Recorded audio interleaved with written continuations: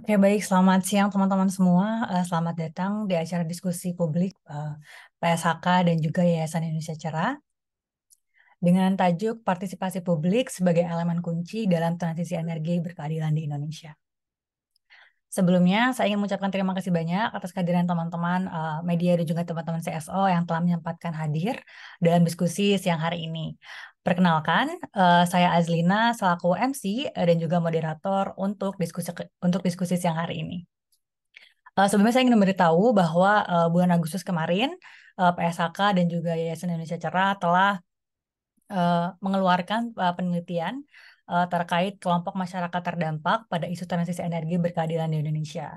Karena itu, kami berharap diskusi pada siang hari ini dapat membuka ruangan untuk bertukar pikiran mengenai implementasi dan partisipasi publik serta keterbukaan dan aksesibilitas informasi dalam proses transisi energi berkeadilan di Indonesia.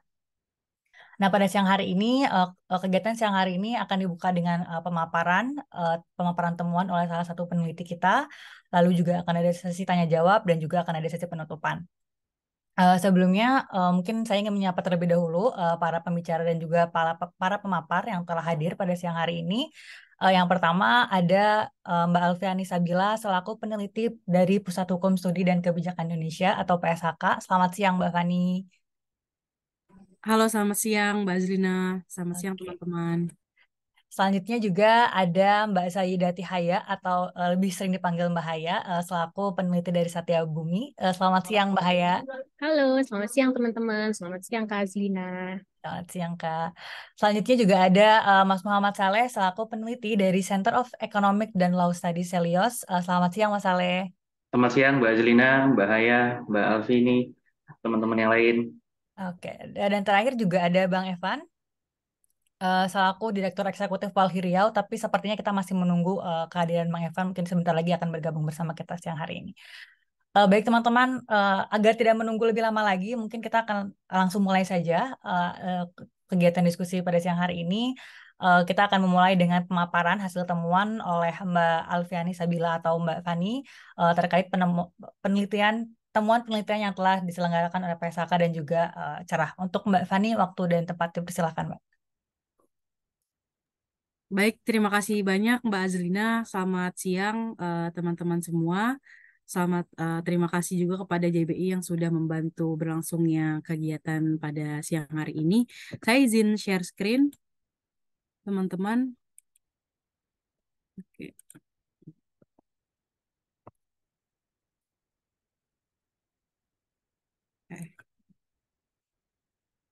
Ya. Jadi sebagaimana tadi yang sudah disampaikan oleh Mbak Azlina, Pusat Studi Hukum dan Kebijakan Indonesia sempat melakukan riset terkait dengan transisi energi yang adil di Indonesia. Dan memang spesifik yang kami lihat adalah analisis kesenjangan regulasi dalam aspek pelindungan kelompok terdampak. Sebelumnya di bulan Agustus lalu kita sudah berdiskusi mengenai aspek pelindungan kelompok terdampak dalam konteks ketenaga kerjaan. Tapi mungkin pada hari ini kita akan berbicara lebih banyak sharing mengenai masyarakat lokal terdampak. Jadi lebih ke aspek personal orang-orang yang hidup di sekitaran apa namanya PLTU yang akan direncanakan di phasing out. Dan sebenarnya yang dilakukan riset yang dilakukan ini tidak bisa dilepaskan dari agenda pemerintah yang apa namanya 2030. Kita saat ini juga sedang mendorong transisi energi. Salah satu langkah yang akan dilakukan oleh pemerintah adalah dengan melakukan pemensiunan dini PLTU di beberapa daerah di Indonesia. Nah, di sini kita akan melihat sebenarnya sejauh mana kesenjangan regulasi dari aspek pelindungan kelompok masyarakat lokal terdampak. Nah, teman-teman, jadi sebenarnya bukan hanya sebelum sebelum di Indonesia sudah ada beberapa negara, ini adalah 10 negara teratas yang sudah melakukan pemensiunan PLTU batubara lebih dulu. Jadi di sini ada Amerika Serikat yang paling banyak gitu. Ada 2.800, totalnya ada 2.831 unit dari sejak sampai sejak 2000 sampai tahun 2023 semester awal. dan Amerika dan Tiongkok dan Inggris menjadi 3 teratas negara yang sudah melakukan pemensiunan PLTU batubara. Nah, juga teman-teman dalam penelitian yang kami lakukan, kami merujuk melihat pada salah satu dokumen yang disiapkan untuk Kementerian Energi di Amerika Serikat. Jadi penelitian ini dilakukan melihat pada proses pemensiunan 546 PLTU sepanjang 2010 sampai 2019 di Amerika Serikat.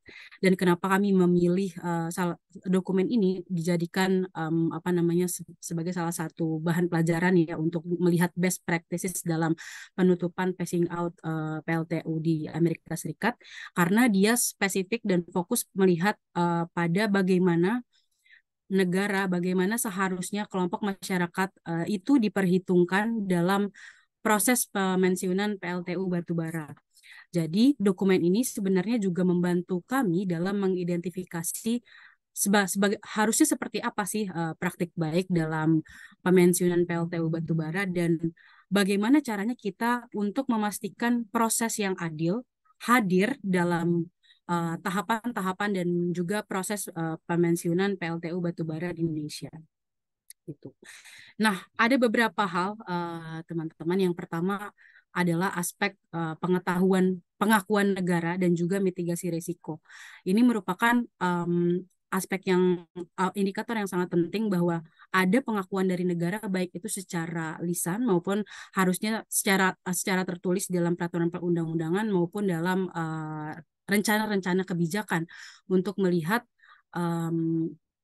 prosedur dan bagaimana masyarakat terdampak diakui bahwa mereka akan merupakan kelompok yang terdampak dari proses pemensiunan PLTU batubara itu sendiri. Dan hal itu juga pemerintah perlu melihat mitigasi risiko dari proses pemensiunan PLTU batubara itu sendiri. Yang kedua adalah aspek partisipasi masyarakat. Tentu saja ini tidak bisa dilepaskan ya dalam proses tahapan pembangunan maupun dalam proses kehidupan bernegara begitu. Dan dalam konteksnya phasing out PLTU batubara, partisipasi masyarakat harus dilibatkan. Masyarakat harus benar-benar dilibatkan dalam proses perencanaan, proses pemensiunannya maupun sampai pada pasca phasing out itu sendiri. Dan bukan hanya dilibatkan dan didengar suaranya, tapi juga masyarakat harus bisa mempunyai mengambil keputusan bagi mereka yang terbaik buat mereka, karena di dalam proses pemensiunan PLTU batubara itu sendiri mereka yang akan sangat paling terdampak di dalamnya. Kemudian yang ketiga ini berkelindan dengan partisipasi masyarakat adalah transparansi informasi. Jadi memang indikator yang ketiga akan sangat terkait dengan terpenuhinya poin yang kedua. Ada transparansi informasi dari keseluruhan proses yang dilakukan oleh pemerintah, oleh negara, dari proses perencanaan, proses pemensiunan PLTU batubara, sampai pada post decommissioning-nya itu sendiri. Kemudian yang keempat, indikator penting yang perlu diperhitungkan dan juga perlu ada di dalam proses pemensiunan PLTU batubara atau dalam proses besar transisi energi di Indonesia yang berkeadilan adalah adanya perencanaan post decommissioning. Bukan hanya melihat pada proses perencanaan untuk pemensiunan PLTU batubaranya itu sendiri, tapi juga beyond daripada itu perlu ada perencanaan setelah PLTU ini dipensiunkan, lalu perencanaan apa yang akan dilakukan oleh negara dan bagaimana masyarakat dapat dilibatkan, bagaimana masyarakat akan hidup di dalam setelah dipensiunkannya PLTU batubara itu sendiri. Sorry. Kemudian yang kelima adalah identifikasi kebutuhan teknis. Ini sih sebenarnya adalah terkait dengan kesiapan ahli yang dilibatkan, kemudian finansial dan teknis-teknis dalam proses sebelum proses penonaktifannya sampai pada proses pascanya. Nah, dari 5 aspek indikator yang penting yang tadi kita merujuk pada best practices di Amerika Serikat, sebenarnya apabila melihat pada aspek regulasi di Indonesia hari ini, sudah ada peraturan perundang-undangan yang melingkupi 5 indikator penting dalam pemensiunan PLTU batubara itu sendiri. Dari catatan kami, dari penelitian kami, peraturan perundang-undangan terkait itu ada setidaknya ada 6 undang-undang, ada 1 peraturan Kapolri, ada 1 peraturan pemerintah, dan ada 3 peraturan Komisi Informasi, serta ada 2 peraturan Presiden terkait dengan 5 hal yang menjadi indikator penting dalam proses pemensiunan PLTU batubara yang memperhatikan kelompok masyarakat terdampak.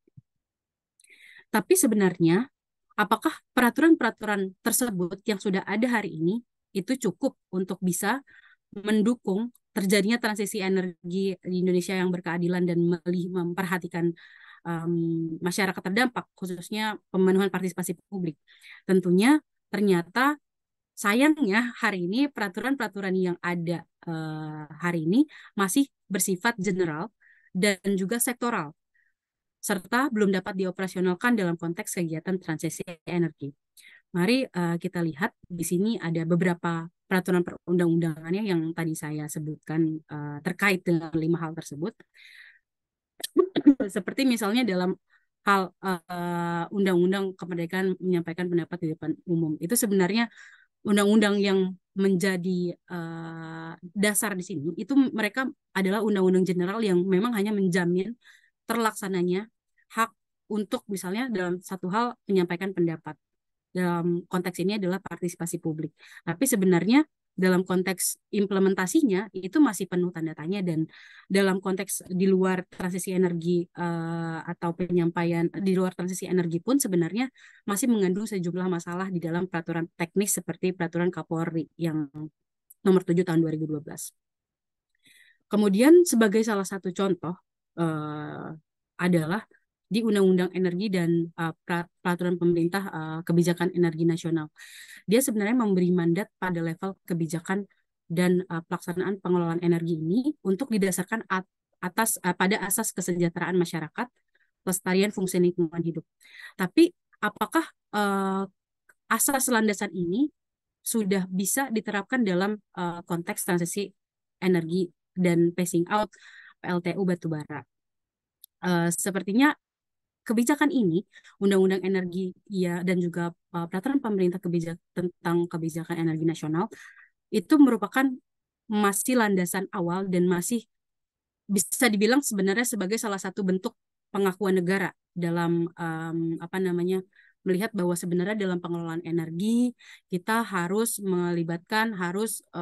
mementingkan kesejahteraan masyarakat seperti itu. Dan misalnya juga dalam salah satu aspek lainnya di Undang-Undang PPLH mengenai analisis mengenai AMDAL, itu juga menjadi salah satu landasan pengakuan negara dalam melihat proses dalam melakukan proses pembangunan secara umum gitu ya. Dan juga bisa dilihat sebagai salah satu mitigasi risiko. Tapi sayangnya sebenarnya kalau melihat pada peraturan teknis transisi energi di Indonesia itu sendiri, hanya ada 1 peraturan perundang-undangan khusus yang bisa disebut sebagai salah satu langkah pemerintah untuk mewujudkan atau untuk mendorong terlaksananya transisi energi di Indonesia.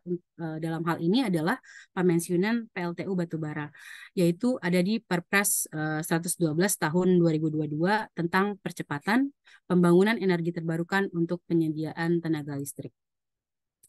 Kita lihat teman-teman, sebenarnya di dalam Perpres ini masih sangat mengatur peraturan-peraturan teknis. Yang pertama dilihat di dalam peraturan ini ada memuat pengaturan pengembangan rencana usaha penyediaan tenaga listrik dengan berfokus pada energi baru dan terbarukan. Ada pengaturan penyusunan peta jalan percepatan pengakhiran masa operasional PLTU, pengaturan dukungan fiskal, dan juga mengatur mengenai harga pembelian dan pelaksanaan pembelian tenaga listrik.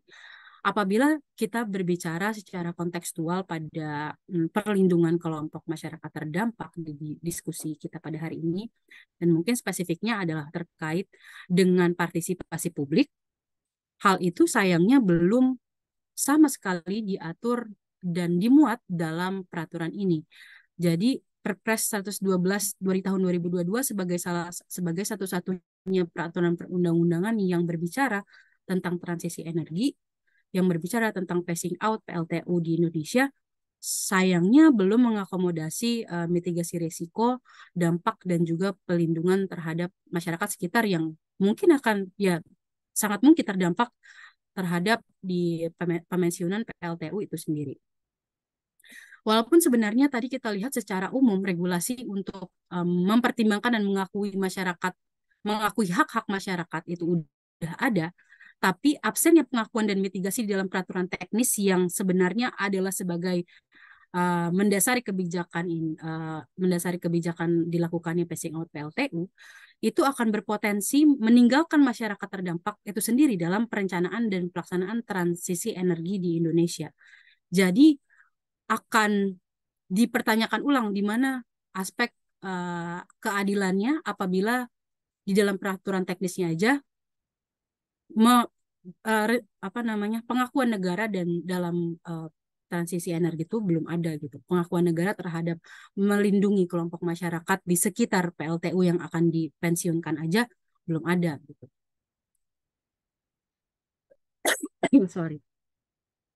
Spesifik kemudian selanjutnya di dalam aspek partisipasi masyarakat, memang apabila melihat pada proses yang dilakukan di Amerika Serikat di dokumen analisis yang mereka lakukan pada 546 PLTU di beberapa wilayah di Amerika Serikat, ada 4 aspek yang harus dimasukkan di dalam proses partisipasi masyarakat dalam transisi energi di Indonesia yang berkeadilan.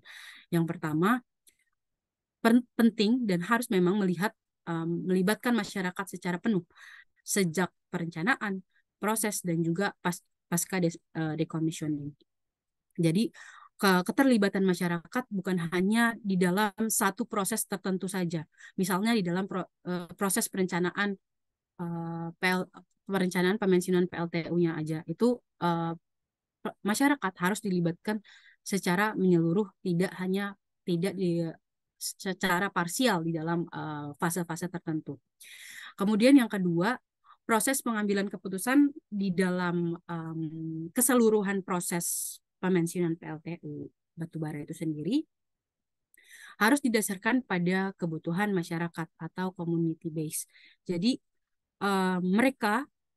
masyarakat adalah mereka yang paling tahu gitu ya, bahwa sebenarnya di lingkungan PLTU itu sendiri mereka sudah tinggal bersama lingkungannya, bersama dengan kebudayaannya di dalam situ, sehingga yang berhak mengambil keputusan atau keputusan-keputusan yang diambil oleh negara harus didasarkan pada kebutuhan yang mendasar atau kebutuhan yang diinginkan oleh masyarakat PLTU itu sendiri, masyarakat sekitar PLTU itu sendiri. Kemudian yang ketiga adalah melibatkan masyarakat secara berkelanjutan sejak awal proses perencanaan sampai dengan pasca penutupan. Jadi pelibatan-pelibatannya bukan hanya sekedar bahwa masyarakat hadir di dalam ruang-ruang diskusi saja, tapi harus diperhatikan bahwa ada dialog, ada komunikasi, dan mereka juga berhak untuk mendapatkan feedback gitu. Dua arah, dari pemerintah, dari negara, maupun dari masyarakat itu sendiri. Dan tentu saja persetujuan-persetujuan itu harus hadir di dalam forum-forum yang melibatkan masyarakat sejak awal sampai dengan pasca decommissioning. Yang keempat adalah menggunakan banyak medium untuk membuka ruang seluas-luasnya, sehingga masyarakat dapat terlibat secara utuh, secara penuh di dalam seluruh rangkaian proses perencanaan, proses sampai dengan pasca decommissioning itu sendiri. Pertanyaan lanjutannya, apakah sebenarnya aspek-aspek di sini sudah diakomodasi dalam peraturan perundang-undangan di Indonesia? Ya, sebenarnya balik lagi ke yang tadi sudah saya singgung di presentasi awal, bahwa peraturan-peraturan mendasar yang menjadi dasar untuk terpenuhinya hak untuk menyampaikan pendapat, hak untuk terlibat dalam pembangunan seperti itu juga itu sebenarnya sudah ada. Gitu. Seperti misalnya tapi undang-undang itu tidak cukup karena ternyata dalam aspek transisi energi ini tidak bisa berlaku secara khusus gitu ya. Misalnya bisa dilihat di Undang-Undang 9 tahun 99 ini tentang penyampaian pendapat di muka umum. Ada undang-undang ini sudah menjamin masyarakat secara umum dapat menyampaikan pendapatnya gitu ya secara terbuka di hadapan umum. Tetapi ada pengecualian untuk untuk pemberlakuan penyampaian pendapat itu, yaitu dilarang di objek-objek vital.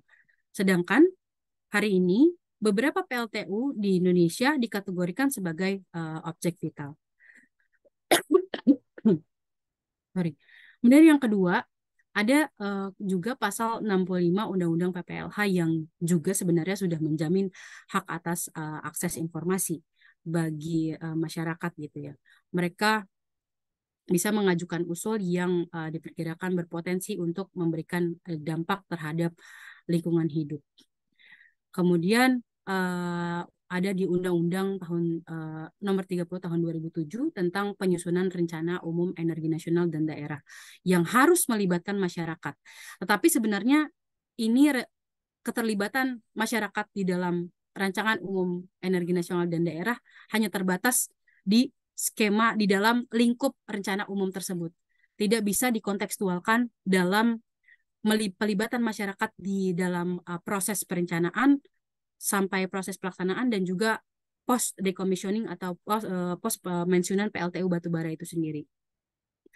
Kemudian di Undang-Undang Nomor 2 Tahun 2012 ada sebenarnya jaminan pelibatan masyarakat untuk dilibatkan dalam proses pembangunan dalam yang membutuhkan pembebasan tanah. Kemudian di dalam Perpres energi baru terbarukan ada RUPTL yang menjamin keterlibatan masyarakat dalam undang-undang energi. Tapi sebenarnya itu tidak secara langsung berlaku pada RUPTL di Perpres EBT itu sendiri. Kemudian ini yang bisa dibilang mungkin menjadi salah satu tantangan ya di dalam partisipasi publik dalam proses transisi energi adalah pasal 162 Undang-Undang Minerba. Dia masih menjadi salah satu celah kriminalisasi terhadap partisipasi masyarakat lokal dalam menyampaikan pendapat, khususnya dalam hal penolakan kegiatan usaha pertambangan. Memang ini tidak bisa dilepaskan bahwa proses pemensiunan PLTU batubara akan sangat terkait dengan proses pembangunan maupun proses-proses perencanaan pembangunan di dalam sektor-sektor industri ekstraktif gitu ya atau industri pertambangan itu sendiri teman-teman. Nah, terkait dengan partisipasi publik yang sebelumnya sudah saya sebutkan, berkelindan dengan terpenuhinya hak partisipasi publik masyarakat dalam proses transisi energi, ini juga ada indikator penting lainnya adalah mengenai transparansi informasi.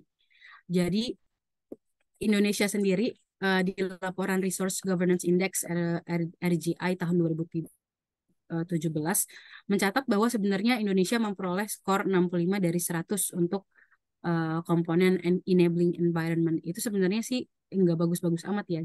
Dan dalam laporan ini sebenarnya yang dikutip dalam laporan ini juga melihat pada aspek gap dari sejauh mana peraturan perundang-undangan di Indonesia sudah mengatur secara baik gitu ya dalam enabling environment dan sejauh mana di dalam implementasinya. Ternyata di dalam catatannya RGI ini masih cukup timpang di implementasi di atas kertas di Indonesia dengan diimplementasinya. Di atas kertas Indonesia mendapat nilai 80, skor 80 dan di dalam implementasinya skor yang diperoleh Indonesia hanya 61 gitu. Jadi dari situ juga kita udah bisa melihat bahwa di dalam enabling environment meskipun itu ya, Indonesia masih sangat jauh gap dari dalam tahap regulasi dan juga implementasinya. Nah, kemudian dalam aspek transparansi informasi juga berkaca pada implementasi industri ekstraktif, keterbukaan informasi publik hari ini kerap berujung pada uji akses keterbukaan informasi publik.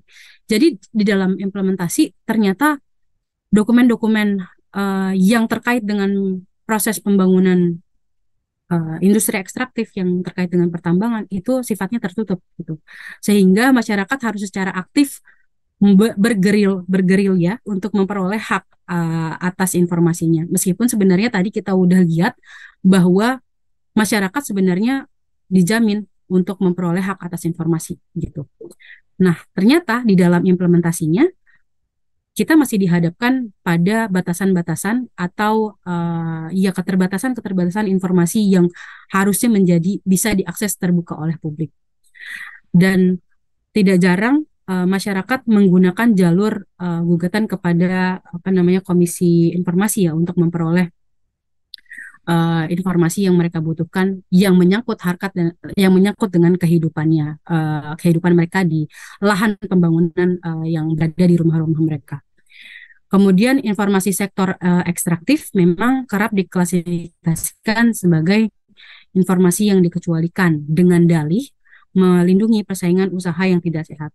Tapi ada satu kasus yang mungkin ini bisa menjadi sharingnya teman-teman, adalah kasus yang dilakukan oleh teman-teman di Aceh, Gerakan Anti Korupsi Aceh.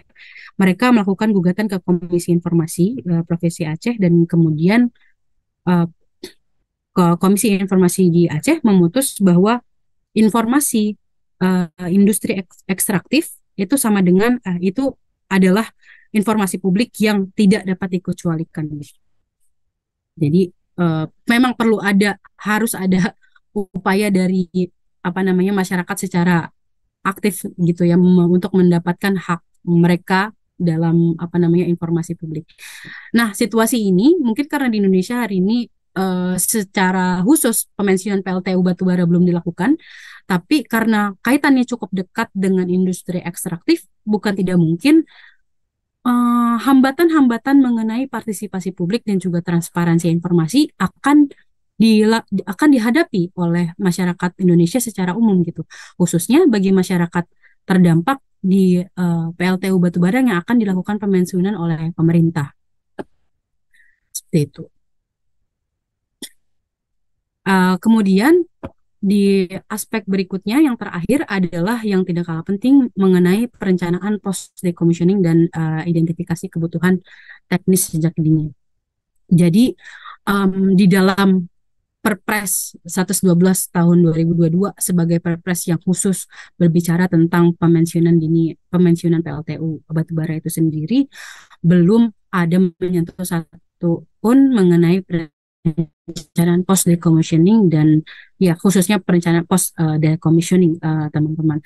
Jadi mesti menjadi perhatian bersama bahwa ada harus di-include gitu ya, repurpose atau penggunaan kembali dan atau pengembangan kawasan dari PLTU batubara yang akan dipensiunkan itu sendiri gitu. Dan bagaimana masyarakat dapat terlibat, dapat terdampak secara positif dari pemensiunan PLTU batubara itu sendiri. Misalnya mungkin ini sebagai salah satu contoh adalah di Jerman, di kawasan Ruhr, mereka melakukan redevelopment di kawasan tersebut dan beberapa aset di sana bahkan difungsikan untuk kegiatan komunitas masyarakat sekitar.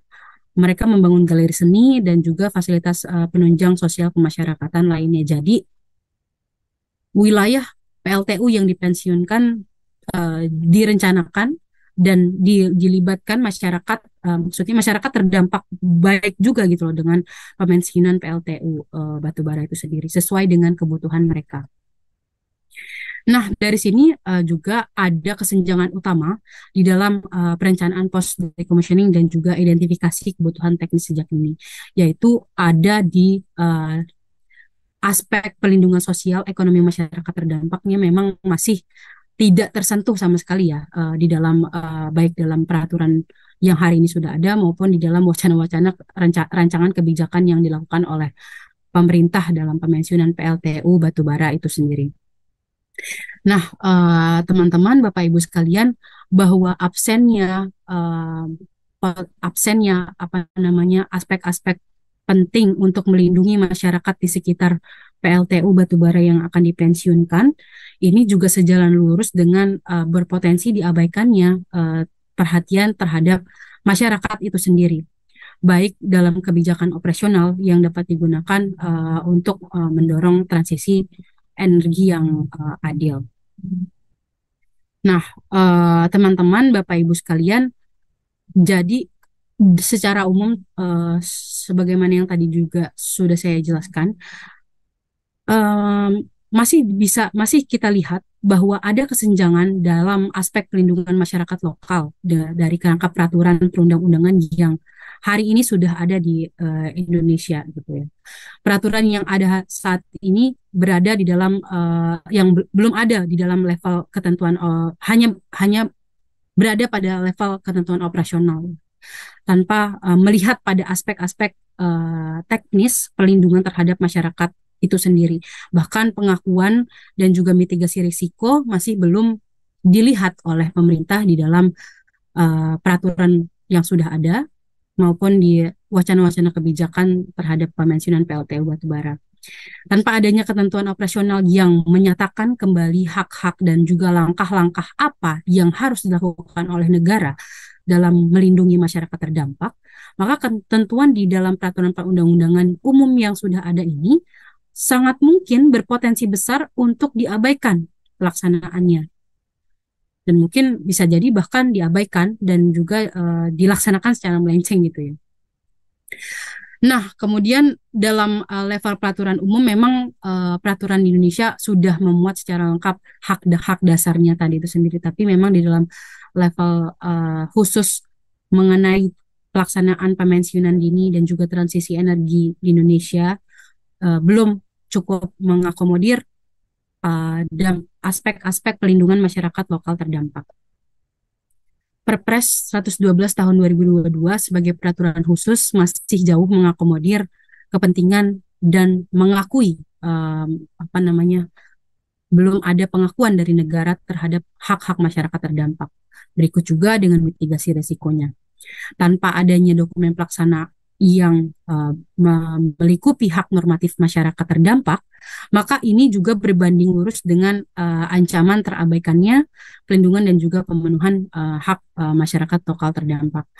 Mungkin saya berhenti di situ dulu, Mbak Azlina dan juga Bapak Ibu teman-teman sekalian. Sangat besar harapan saya bisa berdiskusi dan belajar bersama teman-teman yang hadir di dalam forum pada siang hari ini. Terima kasih banyak, saya kembalikan kepada Mbak Azlina. Baik, terima kasih banyak Mbak Fani atas pemaparan yang sangat komprehensif. Mungkin beberapa poin yang perlu di-highlight tadi ya teman-teman dan juga Bapak Ibu sekalian terkait bagaimana perlu adanya pelibatan masyarakat terdampak yang secara benar-benar dilibatkan terkait bagaimana proses-proses transisi energi ini nantinya akan dilakukan. Lalu juga perlu adanya transparansi informasi, lalu juga perencanaan post decommissioning ya Mbak ya, terkait bagaimana setelah pensiun kira-kira mungkin bekas-bekas bangunan PLTU ini akan seperti apakan gitu ya. Tadi juga di-highlight juga oleh Mbak Fani terkait bagaimana peraturan yang sebenarnya sudah ada di Indonesia tapi memang masih bersifat general dan juga sektoral ya Mbak ya. Sehingga hal ini juga memungkinkan adanya pengabaian hak-hak masyarakat terdampak gitu. Mungkin kita akan bergeser sedikit terkait tadi kan sudah disinggung bahwa adanya gap kebijakan ya. Mungkin sekarang kita akan geser ke Mas Saleh. Mungkin Mas Saleh akan aku persilakan untuk memberikan pemaparan dan juga tanggapan dari segi aspek penyempurnaan kebijakan yang tadi juga sudah sempat disampaikan oleh Mbak Fani. Kepada Mas Saleh, waktu dan tempat dipersilahkan. Terima kasih. Suara saya apakah masuk? Jelas? Baik. Bismillahirrahmanirrahim. Assalamualaikum warahmatullahi wabarakatuh. Selamat siang rekan-rekan sekalian.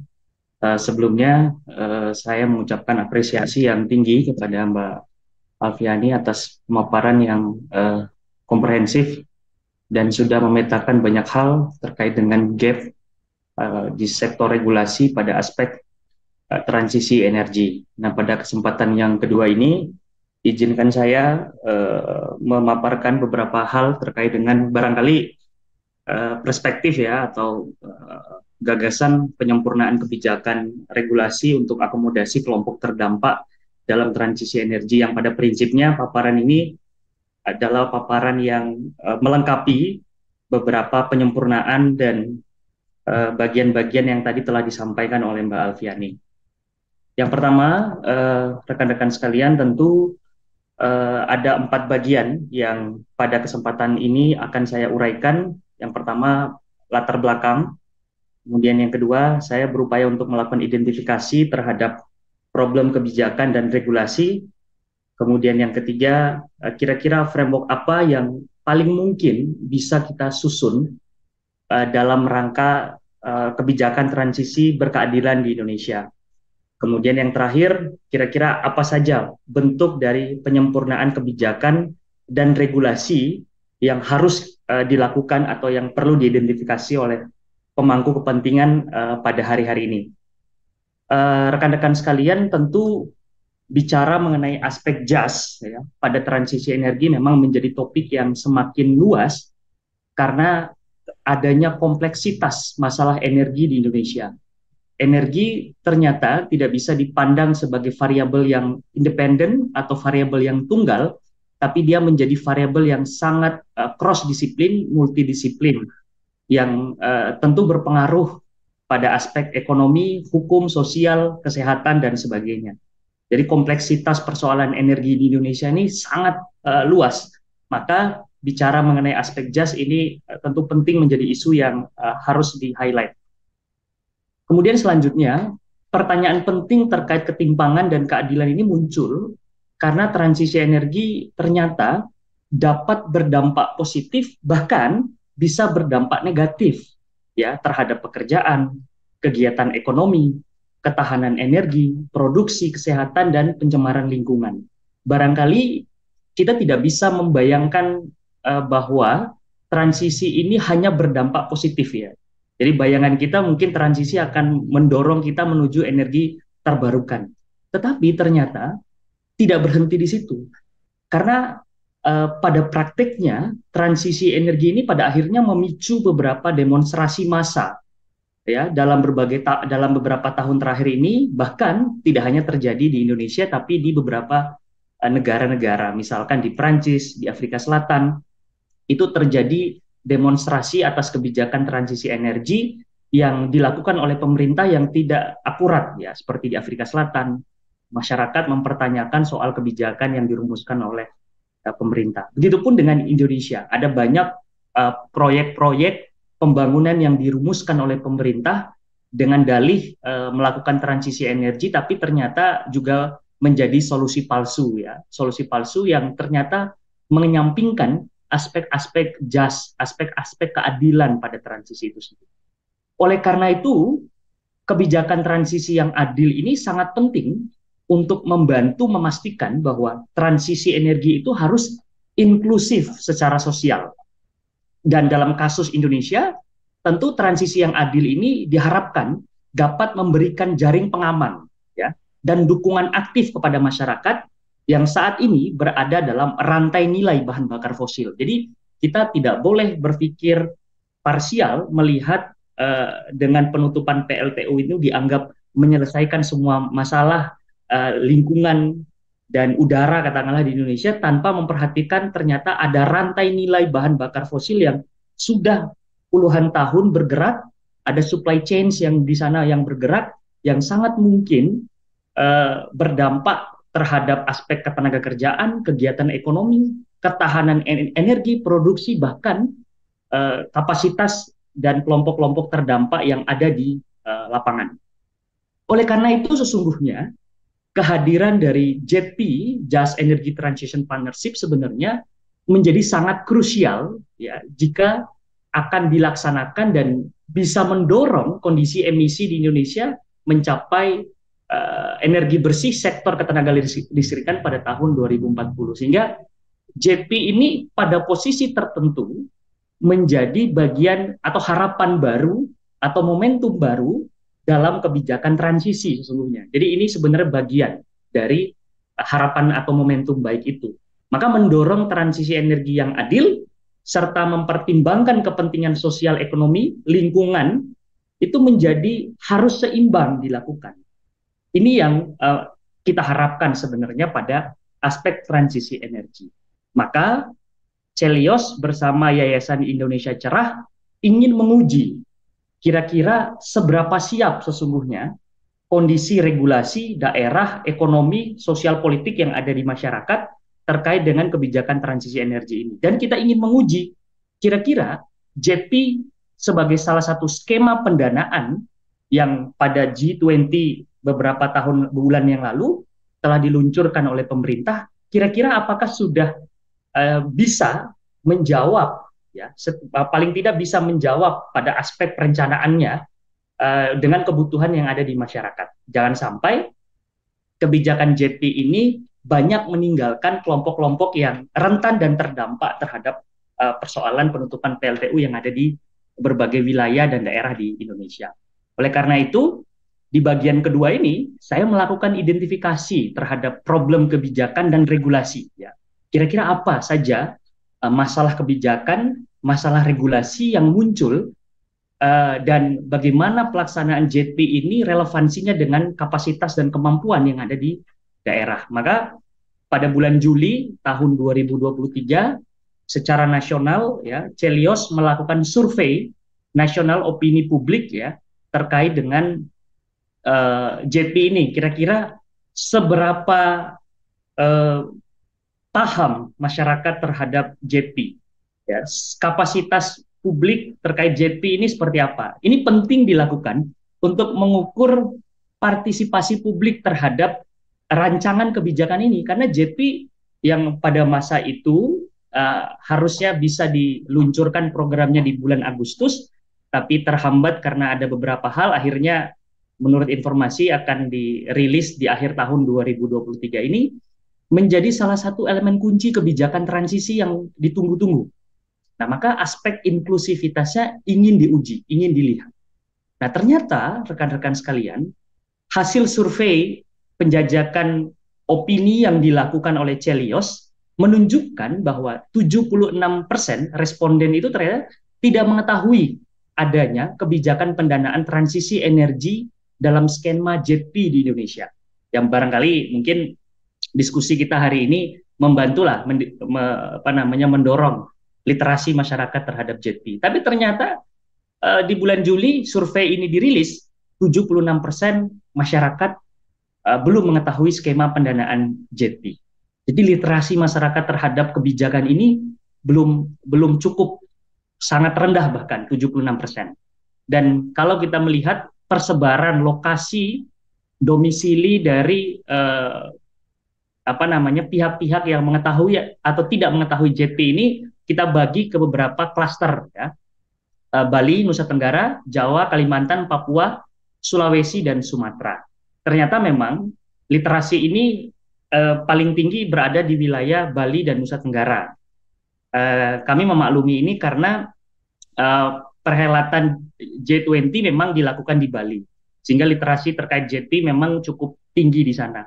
Tetapi ternyata di Pulau Jawa, Kalimantan, Papua, Sulawesi, dan Sumatera, misalkan seperti Jawa dan Sumatera sebagai daerah yang cukup banyak memiliki PLTU, juga ternyata seperti Jawa 75% itu belum mengetahui JETP, kemudian Sumatera 89% belum mengetahui JETP, dan yang cukup tinggi literasi yang rendah itu adalah Papua dan Maluku, sebesar 95%. Ternyata masyarakat di Papua dan Maluku belum mengetahui, ya, keberadaan kebijakan JETP, skema pendanaan JETP yang dirumuskan oleh pemerintah.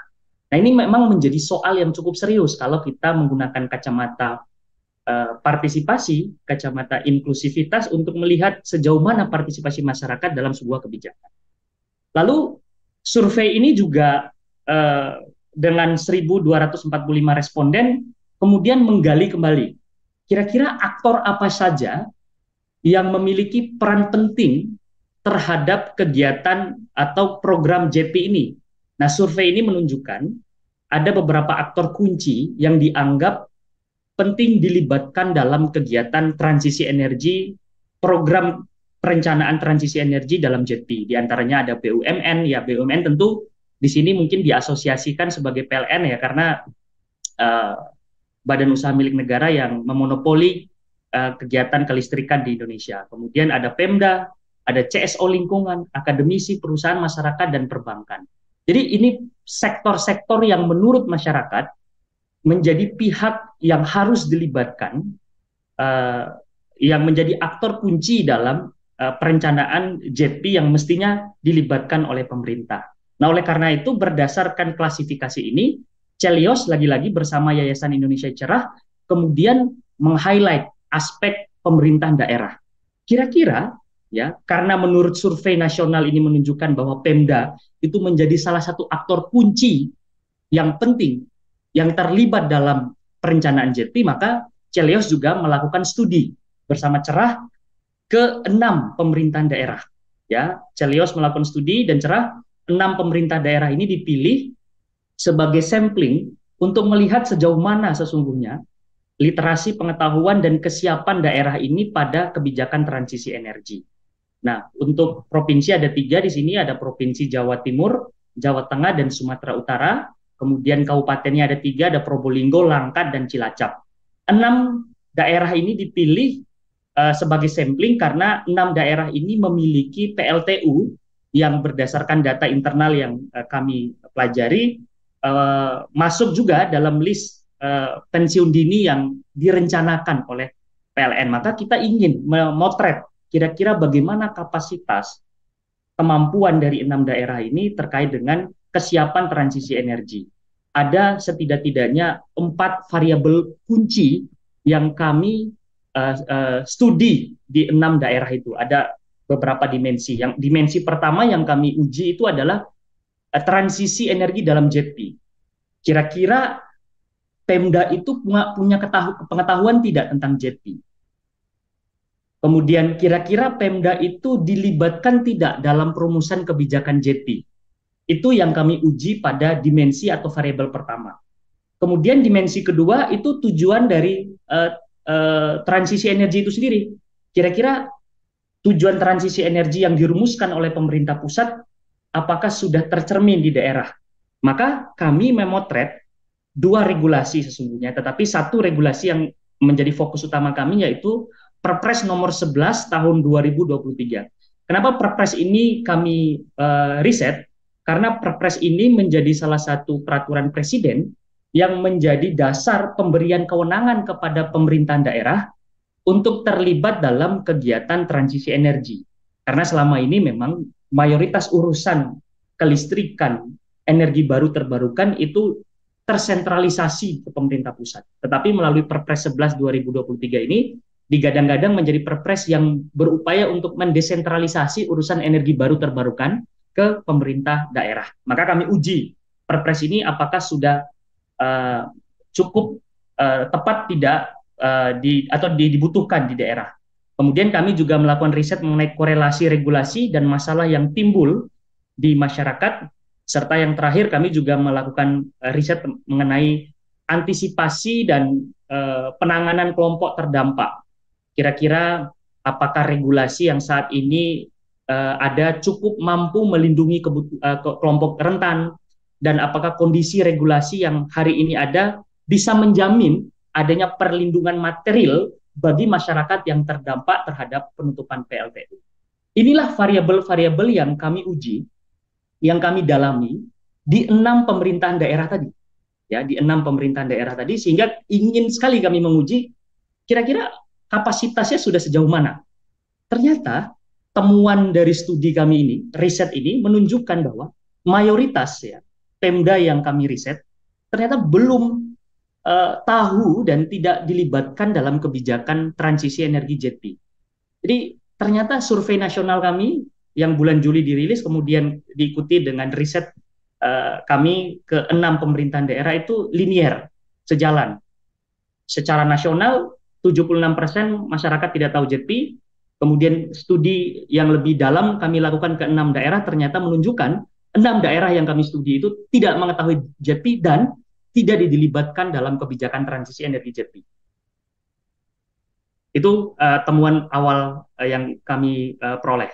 Kemudian yang kedua, ternyata mayoritas Pemda yang menjadi responden kami ternyata belum tahu keberadaan Perpres nomor 11 tahun 2023 tentang urusan pemerintahan konkuren, tambahan bidang urusan energi, sumber daya mineral pada sub bidang energi baru terbarukan. Barangkali karena survei ini dilakukan di bulan Maret, April, Mei, ya saat itu tidak tahu. Tapi seiring dengan diseminasi ini kami lakukan, akhirnya Perpres ini belakangan menjadi banyak diskursus di berbagai wilayah di daerah.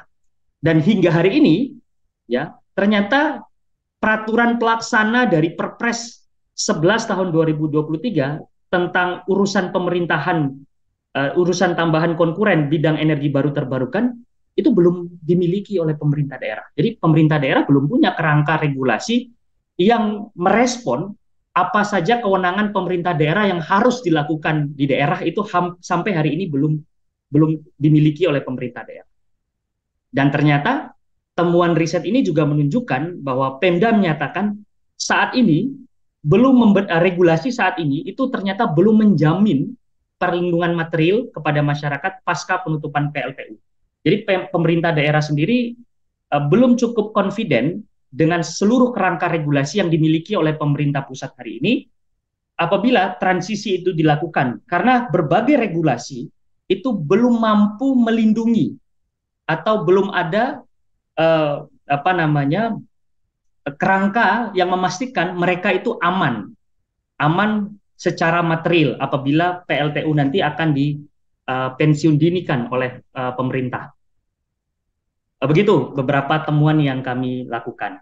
Dan riset ini juga akhirnya memperoleh beberapa temuan-temuan lain, dan kami fokus pada Perpres nomor 11 tahun 2023. Dan setelah kami identifikasi, Perpres ini memang memiliki dua problem yang fundamental. Yang pertama, Perpres ini belum memperjelas konsep pembagian urusan pemerintahan konkuren bidang energi baru terbarukan. Kira-kira distribusi urusan pemerintahan di bidang EBT ini ke pemerintahan daerah itu belum clear sesungguhnya. Inilah kelemahan yang hari ini terjadi. Mana mungkin kita mengharapkan adanya inklusivitas terhadap kebijakan transisi, tetapi Pemda sendiri sebagai aktor kunci dalam kebijakan transisi itu tidak diberikan kewenangan yang cukup baik pada aspek regulasi. Dan temuan kami yang kedua, ternyata kabupaten kota itu tidak dilibatkan dalam urusan EBT. Kenapa kami menyebutkan pemerintah kabupaten kota tidak dilibatkan? Karena dalam Perpres 11 2023, urusan pemerintahan bidang EBT itu berhenti pada provinsi. Ya. Jadi urusan pemerintahan bidang energi baru terbarukan itu hanya diberikan kepada pemerintah provinsi tanpa diberikan kepada pemerintah kabupaten kota. Pemerintah kabupaten kota tidak punya kapasitas untuk mengatur itu secara lebih detail, lebih lanjut. Padahal mayoritas PLTU yang hari ini ada di Indonesia ya adanya rata-rata di kabupaten kota.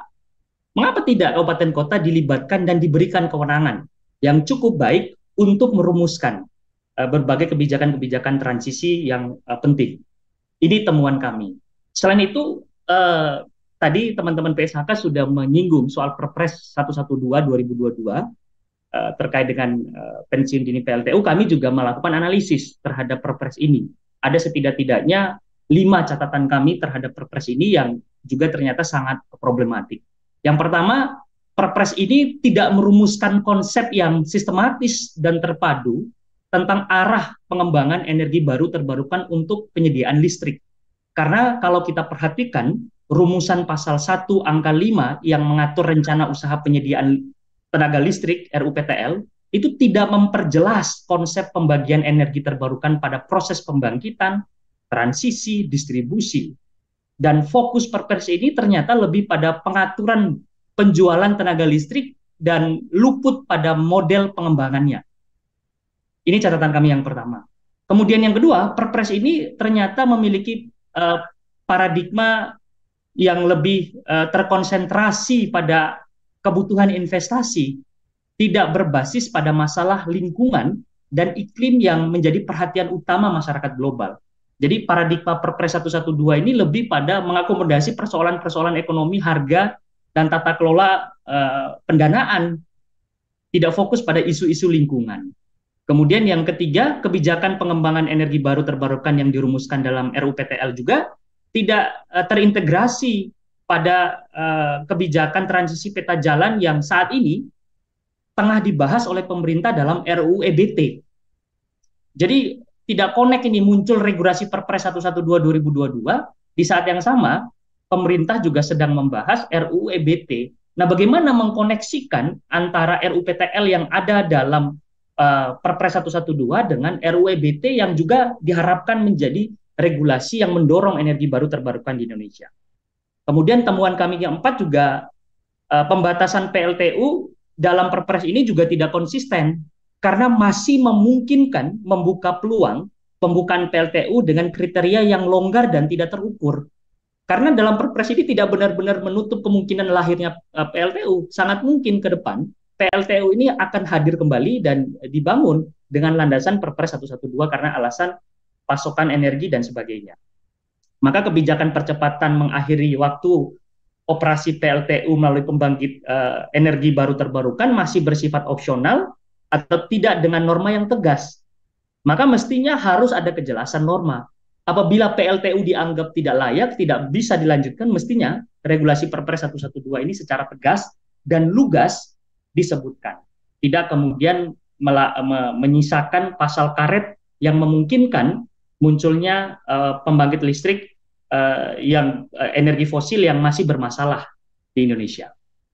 Lalu dari berbagai persoalan yang kami identifikasi tadi, berbagai temuan-temuan yang kami lakukan tadi, maka di bagian ketiga ini saya ingin menggambarkan kira-kira framework transisi berkeadilan yang tepat itu seperti apa. Kira-kira bagaimana kita membangun kerangka berpikir dalam kebijakan transisi berkeadilan, atau setidak-tidaknya kerangka kerja yang bisa dirumuskan oleh pemerintah untuk kegiatan transisi berkeadilan.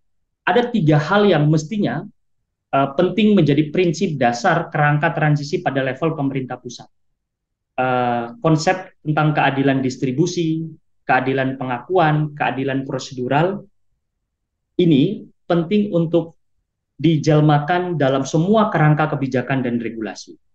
Nah, 3 prinsip ini lalu perlu diwujudkan dalam tata kelola dan langkah kebijakan transisi energi. Ada setidak-tidaknya 5 hal yang menurut kami penting untuk disiapkan oleh pemerintah pusat. Yang pertama tadi, penilaian dampak.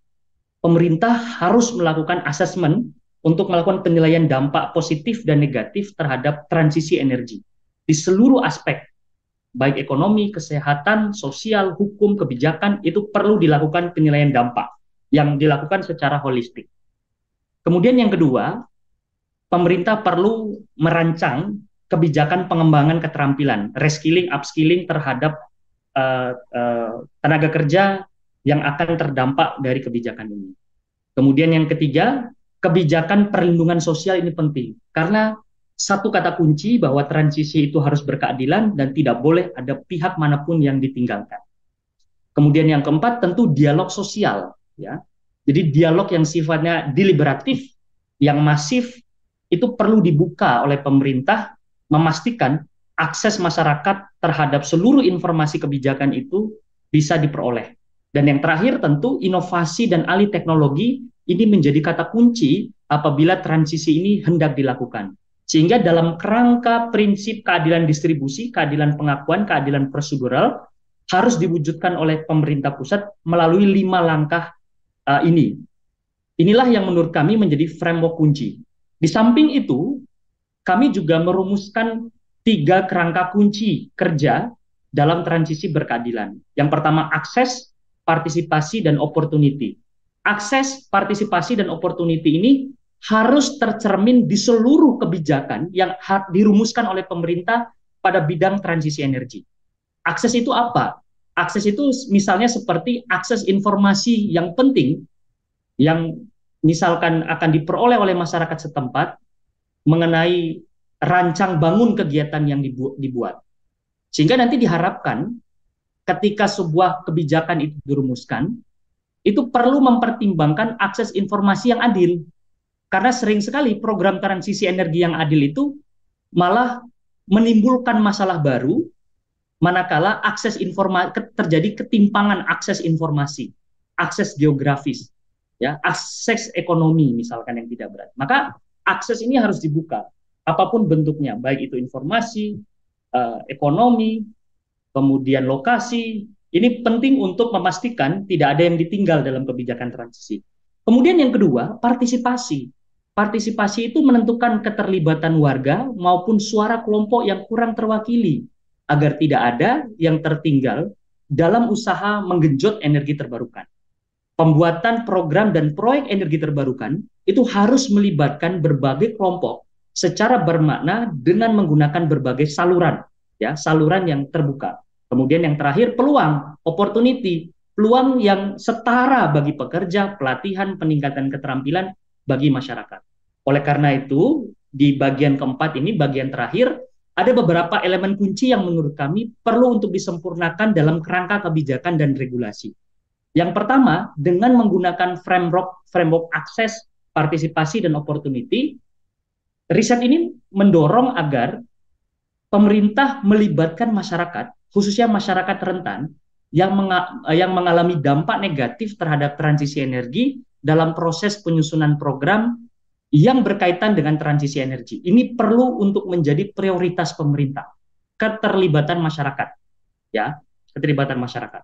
Kemudian yang kedua, yang penting juga untuk dilakukan itu perlu mendorong model transisi energi yang berkeadilan yang melibatkan pemerintah daerah secara aktif, baik dalam penyusunan regulasi di level undang-undang maupun rencana teknis dalam bentuk Comprehensive Investment Policy Plan yang saat ini sedang dirumuskan oleh teman-teman di Sekretariat JP. Bagaimana cara melibatkan pemerintah daerah? Ada 4 cara yang menurut kami penting dilakukan.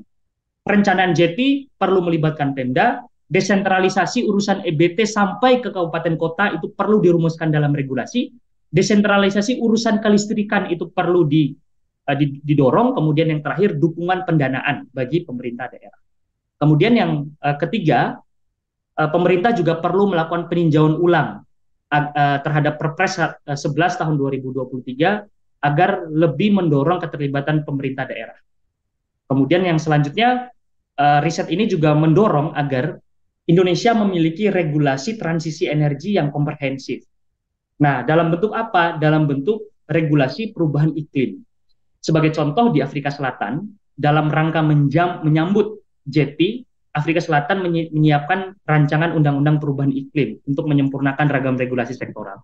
Saya kira banyak sekali regulasi sektoral di Indonesia ini yang saling tumpang tindih, yang satu sama lain tidak connect. Maka kalau kita ingin bicara transisi energi yang jauh lebih holistik, komprehensif, maka perlu ada kerangka regulasi yang kuat, perlu ada kerangka regulasi yang lengkap dalam bentuk satu undang-undang perubahan iklim, sehingga kita ingin melakukan mitigasi, adaptasi, resiliensi terhadap perubahan iklim itu secara komprehensif. Yang terakhir tentu kami mengharapkan ada dorongan upaya upskilling dan reskilling terhadap masyarakat rentan, khususnya di wilayah pedesaan, menerapkan lensa gender, merancang program pembangunan di sektor energi terbarukan, misalkan mengidentifikasi gap, pengembangan kurikulum program upskilling, mengidentifikasi aspek gender, melakukan kolaborasi dengan partner lokal, dan melakukan monitoring terhadap pelatihan kerja yang ada di wilayah daerah. Sehingga rangkaian kegiatan ini harus tercermin dalam sebuah kebijakan dan regulasi, sehingga nanti yang kita harapkan, aspek jas pada kebijakan transisi energi ini bisa benar-benar dirasakan oleh masyarakat. Terima kasih. Wassalamualaikum warahmatullahi wabarakatuh. Baik, Waalaikumsalam. Terima kasih banyak Mas Saleh atas pemaparan yang sangat komprehensif.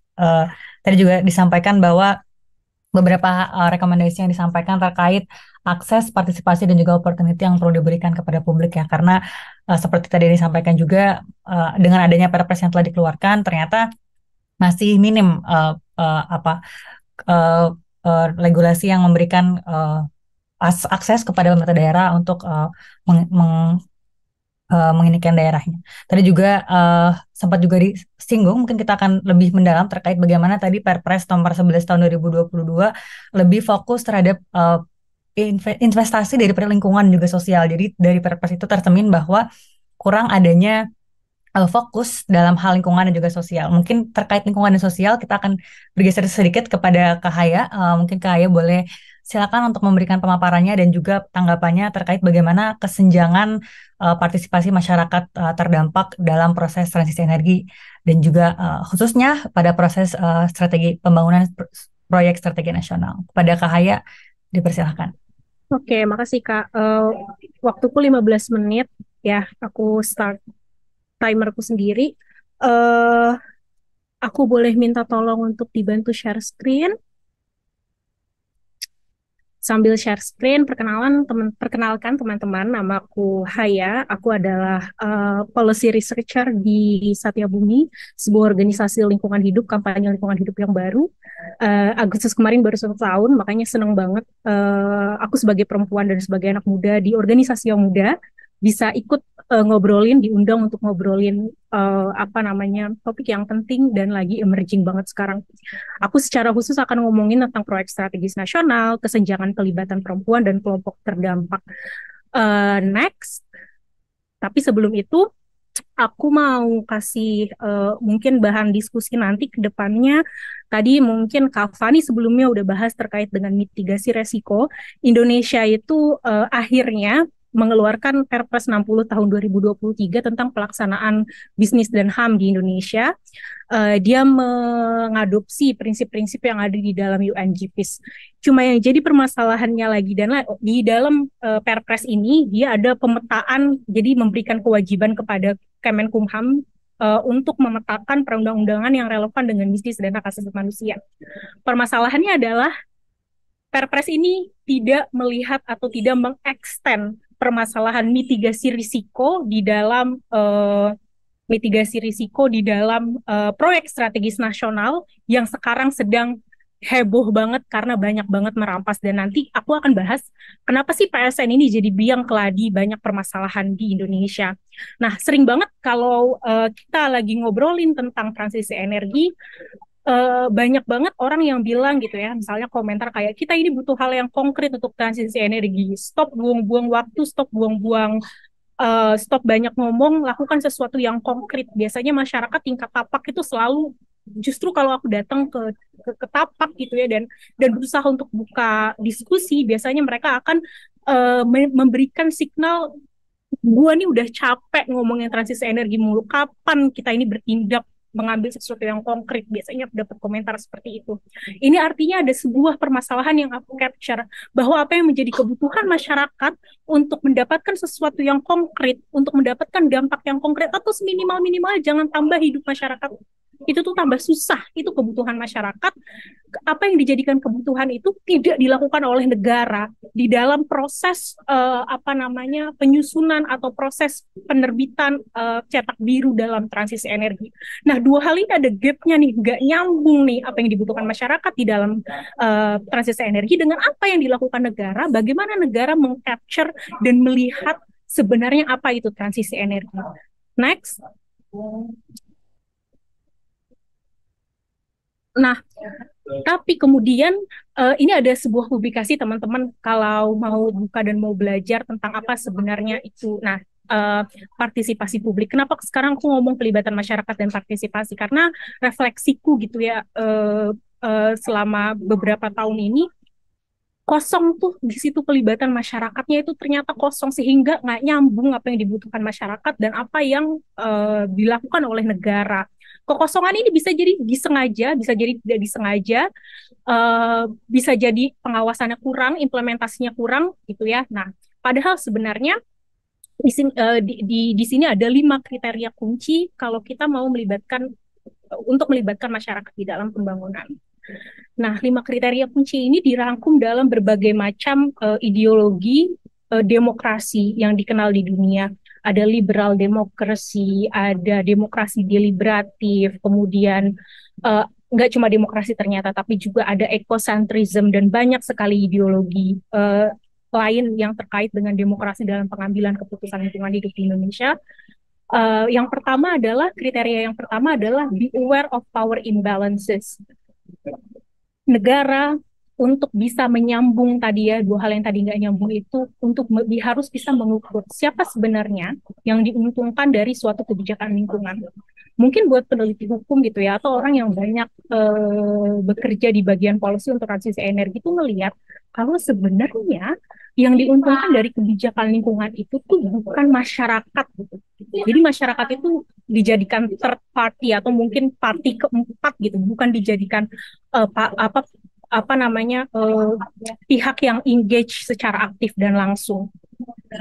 Kenapa terjadi? Karena corak kebijakan transisi energi di Indonesia atau corak kebijakan pembangunan di Indonesia itu sangat kental dengan kepentingan industri. Disinilah regulatory capture masuk gitu. Sejak awal jadi power imbalances itu udah ada di dalam peraturan perundang-undangan di Indonesia karena gagal melihat atau gagal mempertimbangkan keuntungan yang harusnya didapat oleh masyarakat secara langsung. Kemudian yang kedua, masih yang tadi Mbak, sorry. Yang kedua, perhatikan di mana posisi perempuan, disabilitas, kelas pekerja, dan kelompok adat.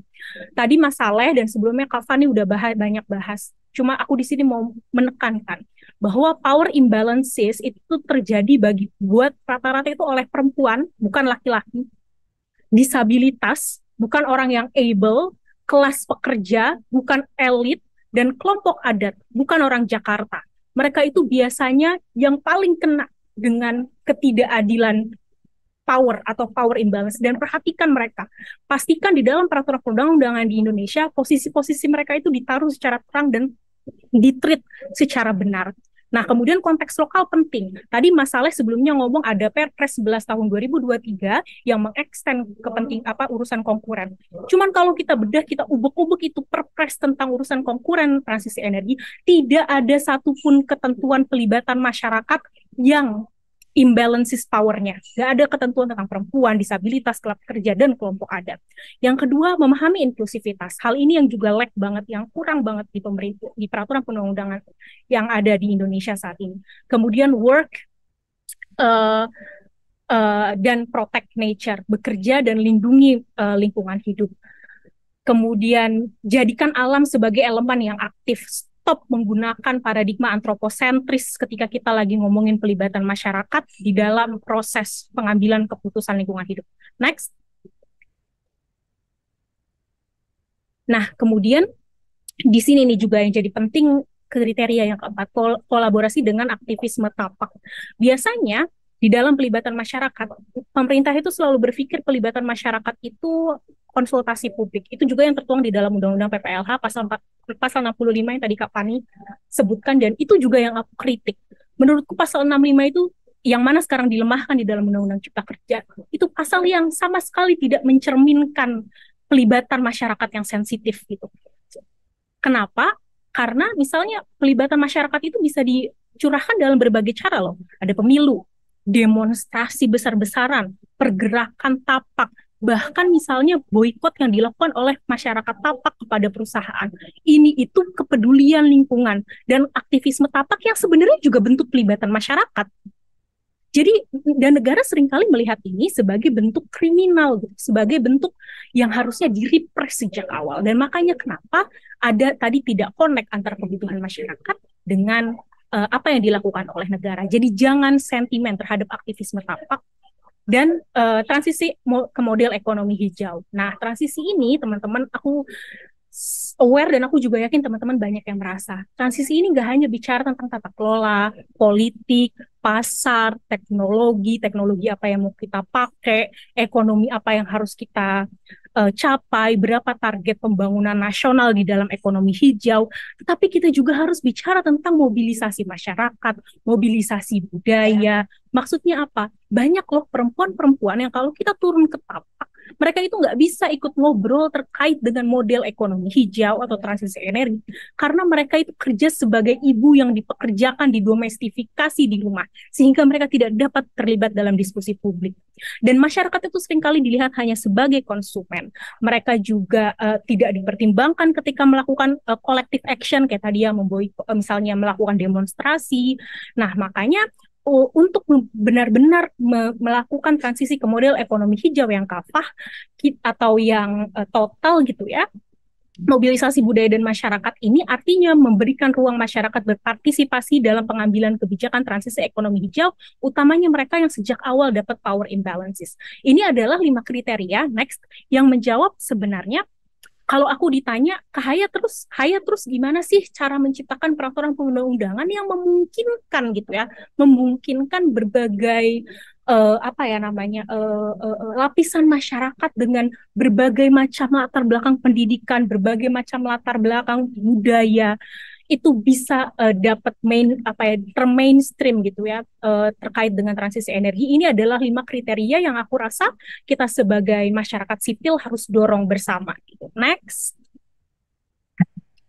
Nah, ini dia sekarang. Aku sekarang ngomongin tentang ini ya, PSN. Pertanyaannya, apakah PSN atau regulasi PSN memungkinkan pelibatan masyarakat yang bermakna? Satu, Undang-Undang Nomor 34 Tahun 2004 tentang Tentara Nasional Republik Indonesia itu memberikan fungsi kepada TNI untuk melindungi objek vital nasional. Apa maksudnya dari ini? Maksudnya adalah apabila dirasakan ada huru-hara gitu ya di objek vital nasional, TNI bisa mengamankan, dipukul balik masyarakat. Padahal kalau kita tadi ngomong di awal, bentuk pelibatan masyarakat itu nggak cuma konsultasi di FGD Hotel. Bentuk pelibatan masyarakat itu juga ketika masyarakat menolak tambang, itu juga bentuk pelibatan masyarakat. Dan banyak banget proyek energi, dimulai dari pertambangan, distribusi, sampai PLTU-nya itu adalah objek vital nasional. Yang kedua, kita ngomongin tentang Undang-Undang Minerba. Undang-Undang Minerba ini memberikan BUMN sangat besar gitu ya kewenangannya. BUMN bisa menyerahkan hak penggarapan ke perusahaan lain, yang mana ini sangat sulit untuk diawasi bagaimana perusahaan lain bahkan tidak transparan sejak awal. Kemudian undang-undang ini juga memungkinkan adanya kriminalisasi kepada masyarakat penolak tambang. Kemudian ada Undang-Undang Cipta Kerja, di mana Undang-Undang Cipta Kerja ini menghapus pengawasan DPR dalam izin pinjam pakai kawasan hutan, menghapus pengawasan daerah, menghapus partisipasi publik. Undang-Undang Cipta Kerja ini juga memungkinkan penyelesaian hak pihak ketiga ketika itu ngomongin tentang tata ruang di kawasan hutan untuk diselesaikan pasca konstruksi telah dimulai. Dan itu nggak dikasih tahu. Makanya kenapa banyak banget masyarakat itu yang menolak tambang, misalnya wilayah tambang nikel, masyarakat tolak. Terus perusahaan bilang, loh, urusan saya udah selesai, kenapa kamu nolak saya gitu? Karena pada dasarnya tanah yang tadinya untuk tambang itu dilepaskan oleh negara, yang mana hak pihak ketiganya itu tidak diselesaikan.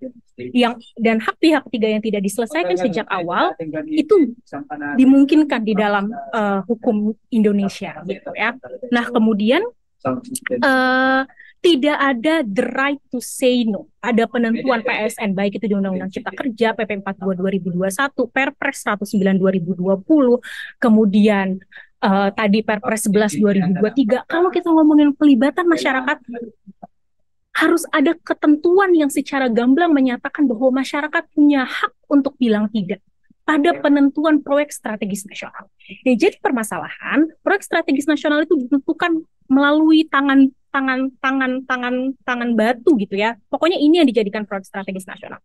Tanpa ditanyakan apakah masyarakat yang dijadikan wilayahnya proyek strategis nasional itu punya right to say no.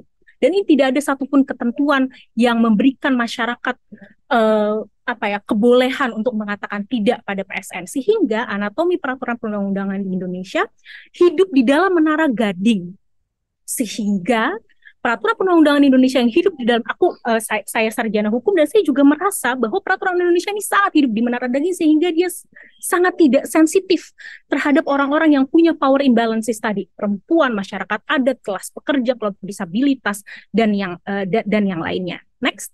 Nah, ini sekarang kalau kita mau lihat bagaimana logika negara dalam partisipasi masyarakat. Ini saya capture dari policy paper yang dikeluarkan oleh IPB, bagus sekali. Intinya capturean ini mau bilang bahwa tidak ada pelibatan masyarakat sejak awal, dan tidak ada tempat untuk masyarakat right to say no-nya tadi gitu ya, hak untuk bilang tidak ketika lagi ngurusin AMDAL kayak gitu. Nah, dan ini membuat partisipasi masyarakat atau keputusan pembuatan AMDAL misalnya dalam suatu proyek strategis nasional itu tidak lagi diputuskan secara kolektif, namun hanya oleh pemerintah pusat dan ahli yang bersertifikat. Nah ini tadi kenapa ini disebut sebagai peraturan perundang-undangan yang hidup di dalam menara gading, dan dia tidak mungkin menjadi peraturan perundang-undangan yang sensitif terhadap gender dan sensitif terhadap kelas. Next. Nah, ini cepat aja, ternyata waktu saya tinggal 12 detik. Ini peraturan perundang-undangan di Indonesia ini punya iklim pembentukan kebijakan yang sangat maskulin gitu ya. Di sini saya mengutip Irene Denkelman, dia adalah seorang ekologis dan feminis yang dia bilang bahwa kebijakan di Indonesia itu anatomi kebijakan yang buta gender tidak memungkinkan perempuan baik secara kultur maupun normatif untuk mendapatkan hak dasar dalam pembangunan termasuk hak atas informasi. Ini sebenarnya udah salah sejak awal bagaimana demokrasi yang saat ini ada itu dibentuk, digovern untuk memajukan common good. Jadi kayak oke, kita punya common good, ayo kita ke sana. Common good-nya diterjemahkan ke dalam proyek strategis nasional tanpa ada hak untuk bilang tidak di dalam proses pelibatan masyarakat kayak gitu. Hal ini tentu tadi ya menyulitkan kelompok-kelompok yang punya power imbalances tadi untuk bisa secara partisipatif benar-benar punya hak, punya ruang untuk menyuarakan pendapatnya. Bagaimana mereka itu tidak merasa ditinggalkan dalam diskursus yang mewah banget tentang transisi energi. Next, slide yang terakhir. Nah ini Satya Bumi melakukan beberapa pemantauan terhadap proyek strategis nasional. Ini beberapa aja yang juga saya secara aktif terlibat gitu ya. Nah ini sebenarnya udah kebentuk patternnya dan gak cuma di Indonesia. Kalau kita ngobrol sama teman-teman kita di Filipina, ngobrol sama teman-teman kita di Afrika, semuanya tuh sama kalau lagi ngomongin public utility, national strategic project, maka ini udah kebentuk patternnya itu seluruh dunia ternyata. Gak cuma di Indonesia. Misalnya satu di Batang PLTA Batang Toru, ini buat dam ya, dam yaitu dibuat jadi dia memfragmentasi hutan konservasi yang ada di Batang Toru, dan ini berdampak nggak cuma bagi masyarakat tapi juga bagi orang utan yang individunya itu paling sedikit di dunia, itu orang utan Batang Toru. Dia bukan orang utan Sumatera, bukan orang utan Kalimantan, jumlahnya itu kurang dari 500 individu saat ini. PLTGU Jawa 1 juga sama. Batang Toru ini didanai oleh Red Rock. Red Rock itu adalah perusahaan kalau aku nggak salah Scottish ya, yang juga ngomongin tentang transisi energi. PLTU Jawa 1 didanai oleh ADB punya policy no fossil fuel, kemudian industri kendaraan listrik juga Vale itu ngomongin ayo kita kendaraan listrik, kita menuju emisi yang lebih rendah dengan kendaraan listrik gitu dan seterusnya. Nah Mandalika juga ini nggak ada hubungannya, tapi saya cuma mau Mandalika ini masih juga di dalam PSN. Yang mau saya bilang adalah 4 contoh ini itu bukan pendana atau bukan pihak-pihak yang nggak paham apa itu ekonomi hijau yang tadi aku omong sejak awal. Mereka paham apa itu ekonomi hijau, tapi yang jadi permasalahannya adalah sepaham-pahamnya mereka membiarkan capture industri masuk sehingga pelibatan yang partisipatif terhadap agensi perempuan dan masyarakat adat di PSN Indonesia itu sangat lacking, sangat rendah gitu. Dan ini yang sebenarnya harus kita bicarakan bareng-bareng. Mohon maaf aku ternyata telat 1 menit, Kak Zalina, kurang lebihnya itu dari aku. Kita bisa ngobrol lebih banyak lagi tentang ini, tapi karena keterbatasan waktu dan aku nggak mau makan waktu yang lain, kurang lebihnya dari aku mohon maaf. Nama aku Haya dan selamat siang, selamat berdiskusi teman-teman semua. Baik, terima kasih banyak Kak Haya, sangat komprehensif dan juga menarik ya Mbak. Kayaknya sangat menggebu-gebu nih memberikan materinya gitu kan. Menarik sih Kak, tadi juga disampaikan bahwa bagaimana adanya nggak nyambung ya terkait kebutuhan masyarakat dan juga apa yang dilakukan oleh pemerintah saat ini gitu. Juga tadi disampaikan terkait definisi pelibatan masyarakat yang sangat sempit, yang mana orang tuh mikirnya pelibatan masyarakat itu berarti adanya konsultasi publik gitu. Padahal sebetulnya hal aktivisme lainnya seperti mungkin demo, terus juga penolakan juga merupakan salah satu bentuk dari partisipasi gitu ya. Tadi juga disampaikan terkait PSN yang ramai dibicarakan belakangan ini gitu ya, terkait bagaimana PSN ini salah satu proyek yang tadi kalau kata Kak Haya tangan batu gitu ya, nggak bisa diubah-ubah gitu karena memang sudah seperti itu gitu. Mungkin aku akan sedikit geser ke Bang Even terkait ini juga salah satu kasus yang sempat ramai bulan September lalu terkait pembangunan PSN di salah satu daerah di Rempang dan juga apa ya mengeluarkan banyak kontra pro kontra gitu ya terkait pembangunan ini. Mungkin Bang Evan apakah sudah bisa Halo, menyalakan? halo. Ya, Mbak. Oke, baik. Silakan Ya, Bang aku untuk waktunya saya persilakan. Terima kasih. geser screen-nya nggak bisa ya. Ntar ya. Saya. Boleh di. Halo, selamat siang. Terima kasih, Mbak. Aslina, aku coba share screen dulu ya, Mbak. Oke, siap. Mungkin teman-teman teknis juga kalau bisa ngebantu di Oke, share juga bisa boleh. nih. Udah nih. Oke, baik Nah, siap. selamat sore semuanya gitu ya. Terima kasih buat mengundang kami di Walhi Riau untuk menyampaikan perkembangan di Rempang. Nah, sebenarnya eh, paparan ini paparan sederhana aja, gambaran situasi Rempang, mengenalkan Rempang, gitu ya. Lalu saya sepakat dengan apa yang disampaikan Haya, gitu ya. Pendekatan antroposentrik itu kurang tepat, gitu ya, kalau untuk mengukur gimana mencapai kesejahteraan, mencapai sesuatu hal yang baik, karena pendekatannya dualistik. Tapi itu ntar cuma bacaan singkat aja. Nah, saya mulai paparan ini dengan eh, mengenalkan Rempang kepada kawan-kawan, gitu ya. Mungkin tidak banyak cerita transisi energinya, karena dah kawan-kawan sampaikan, tapi kurang lebih apa apa apa kelemahan kebijakan transisi energi kita, gitu ya. Bagaimana dia masih digerakkan oleh apa yang disebut dengan logika kapital itu masih terjadi di Indonesia. Jadi dia ada penggunaan solusi palsu, gitu. Atau misalnya sebenarnya siapa sih yang diuntungkan dengan proses-proses transisi energi yang sebenarnya eh, kalau kita bicara pendekatan green economic cuma penggunaan bahan baku atau penggunaan teknologi yang berbeda, tapi dia tidak menggeser gitu ya, atau tidak mentransformasi nilai keadilan baru.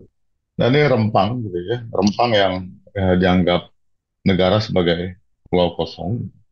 Ada sebuah buku tulisan Raja Ali Haji, saya nggak dapat tulisan versi bahasanya, tapi saya dapat tulisan versi eh, bahasa Melayu Malaysia.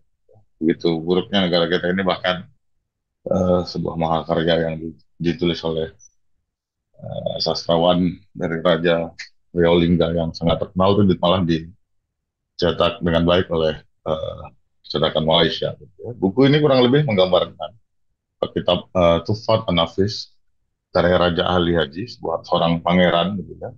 Seorang pangeran dari Kerajaan Riau Lingga itu menggambarkan bahwa Pulau Rempang, Galangnya ada dua, ada Galang dan Galang Baru. Ya. Tapi ini Pulau Rempang yang saya gambarkan. Rempang, Galang, dan Galang Baru plus Pulau Balang itu merupakan bagian dari Kerajaan Riau Lingga.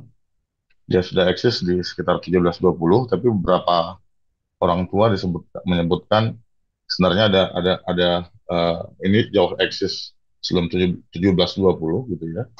Ada Raja Sultan Iskandar Shah yang disebut dengan Raja Lang Laut yang menyendiri di Pulau Rempang ini. Gitu ya. Nah, lalu eh, mayoritas masyarakat di Pulau Rempang, Galang, dan Balang ini merupakan pasukan elitnya, ya, pasukan elitnya dari Kesultanan Riau Lingga. Nah, kalau tutur masyarakat eh, lokal lainnya itu mereka mulai mendiami sejak 1834. Nah, kenapa ada perbedaan? Gitu ya, 10 hari belakangan saya di lapangan saya menemukan jawabannya. Gitu ya. Karena pasca 1834 itu beberapa orang-orang Melayu di beberapa pulau di sekitar Rempang dan Galang juga udah mulai masuk di Rempang. Gitu ya. Mereka mulai beraktivitas melakukan kegiatan nelayan, lalu mereka mulai bercocok tanam secara kecil-kecilan di Rempang. Nah, dua fakta ini paling nggak menggambarkan, gitu ya, menggambarkan bahwa Melayu tua di 16 kampung di Rempang, Galang, dan Galang Baru, 11 di Rempang, 2 di Pulau Galang, 3 di Galang Baru, itu eksis jauh sebelum Indonesia merdeka. Lalu disebut juga ada masyarakat luar, benar. Kawan-kawan Flores dan kawan-kawan Tionghoa, gitu ya, itu mulai masuk di sekitar 1930-an. Ya, ada yang bilang 1934. Lalu kawan-kawan dari timur, khususnya Flores, gitu ya, mereka mulai masuk di Pulau Rempang itu di sekitar tahun 1956. Nah, jadi kalau ya makanya masyarakatnya menyebut masyarakat adat dan masyarakat tempatan karena mereka beranggapan bahwa satu hal yang menarik menyebut kayak gini, orang Flores bilang ada satu kampung 90% isinya keturunan Flores semua, namanya Kampung Seraya. Melayu ini saudara tua kami, saudara yang baik pada kami.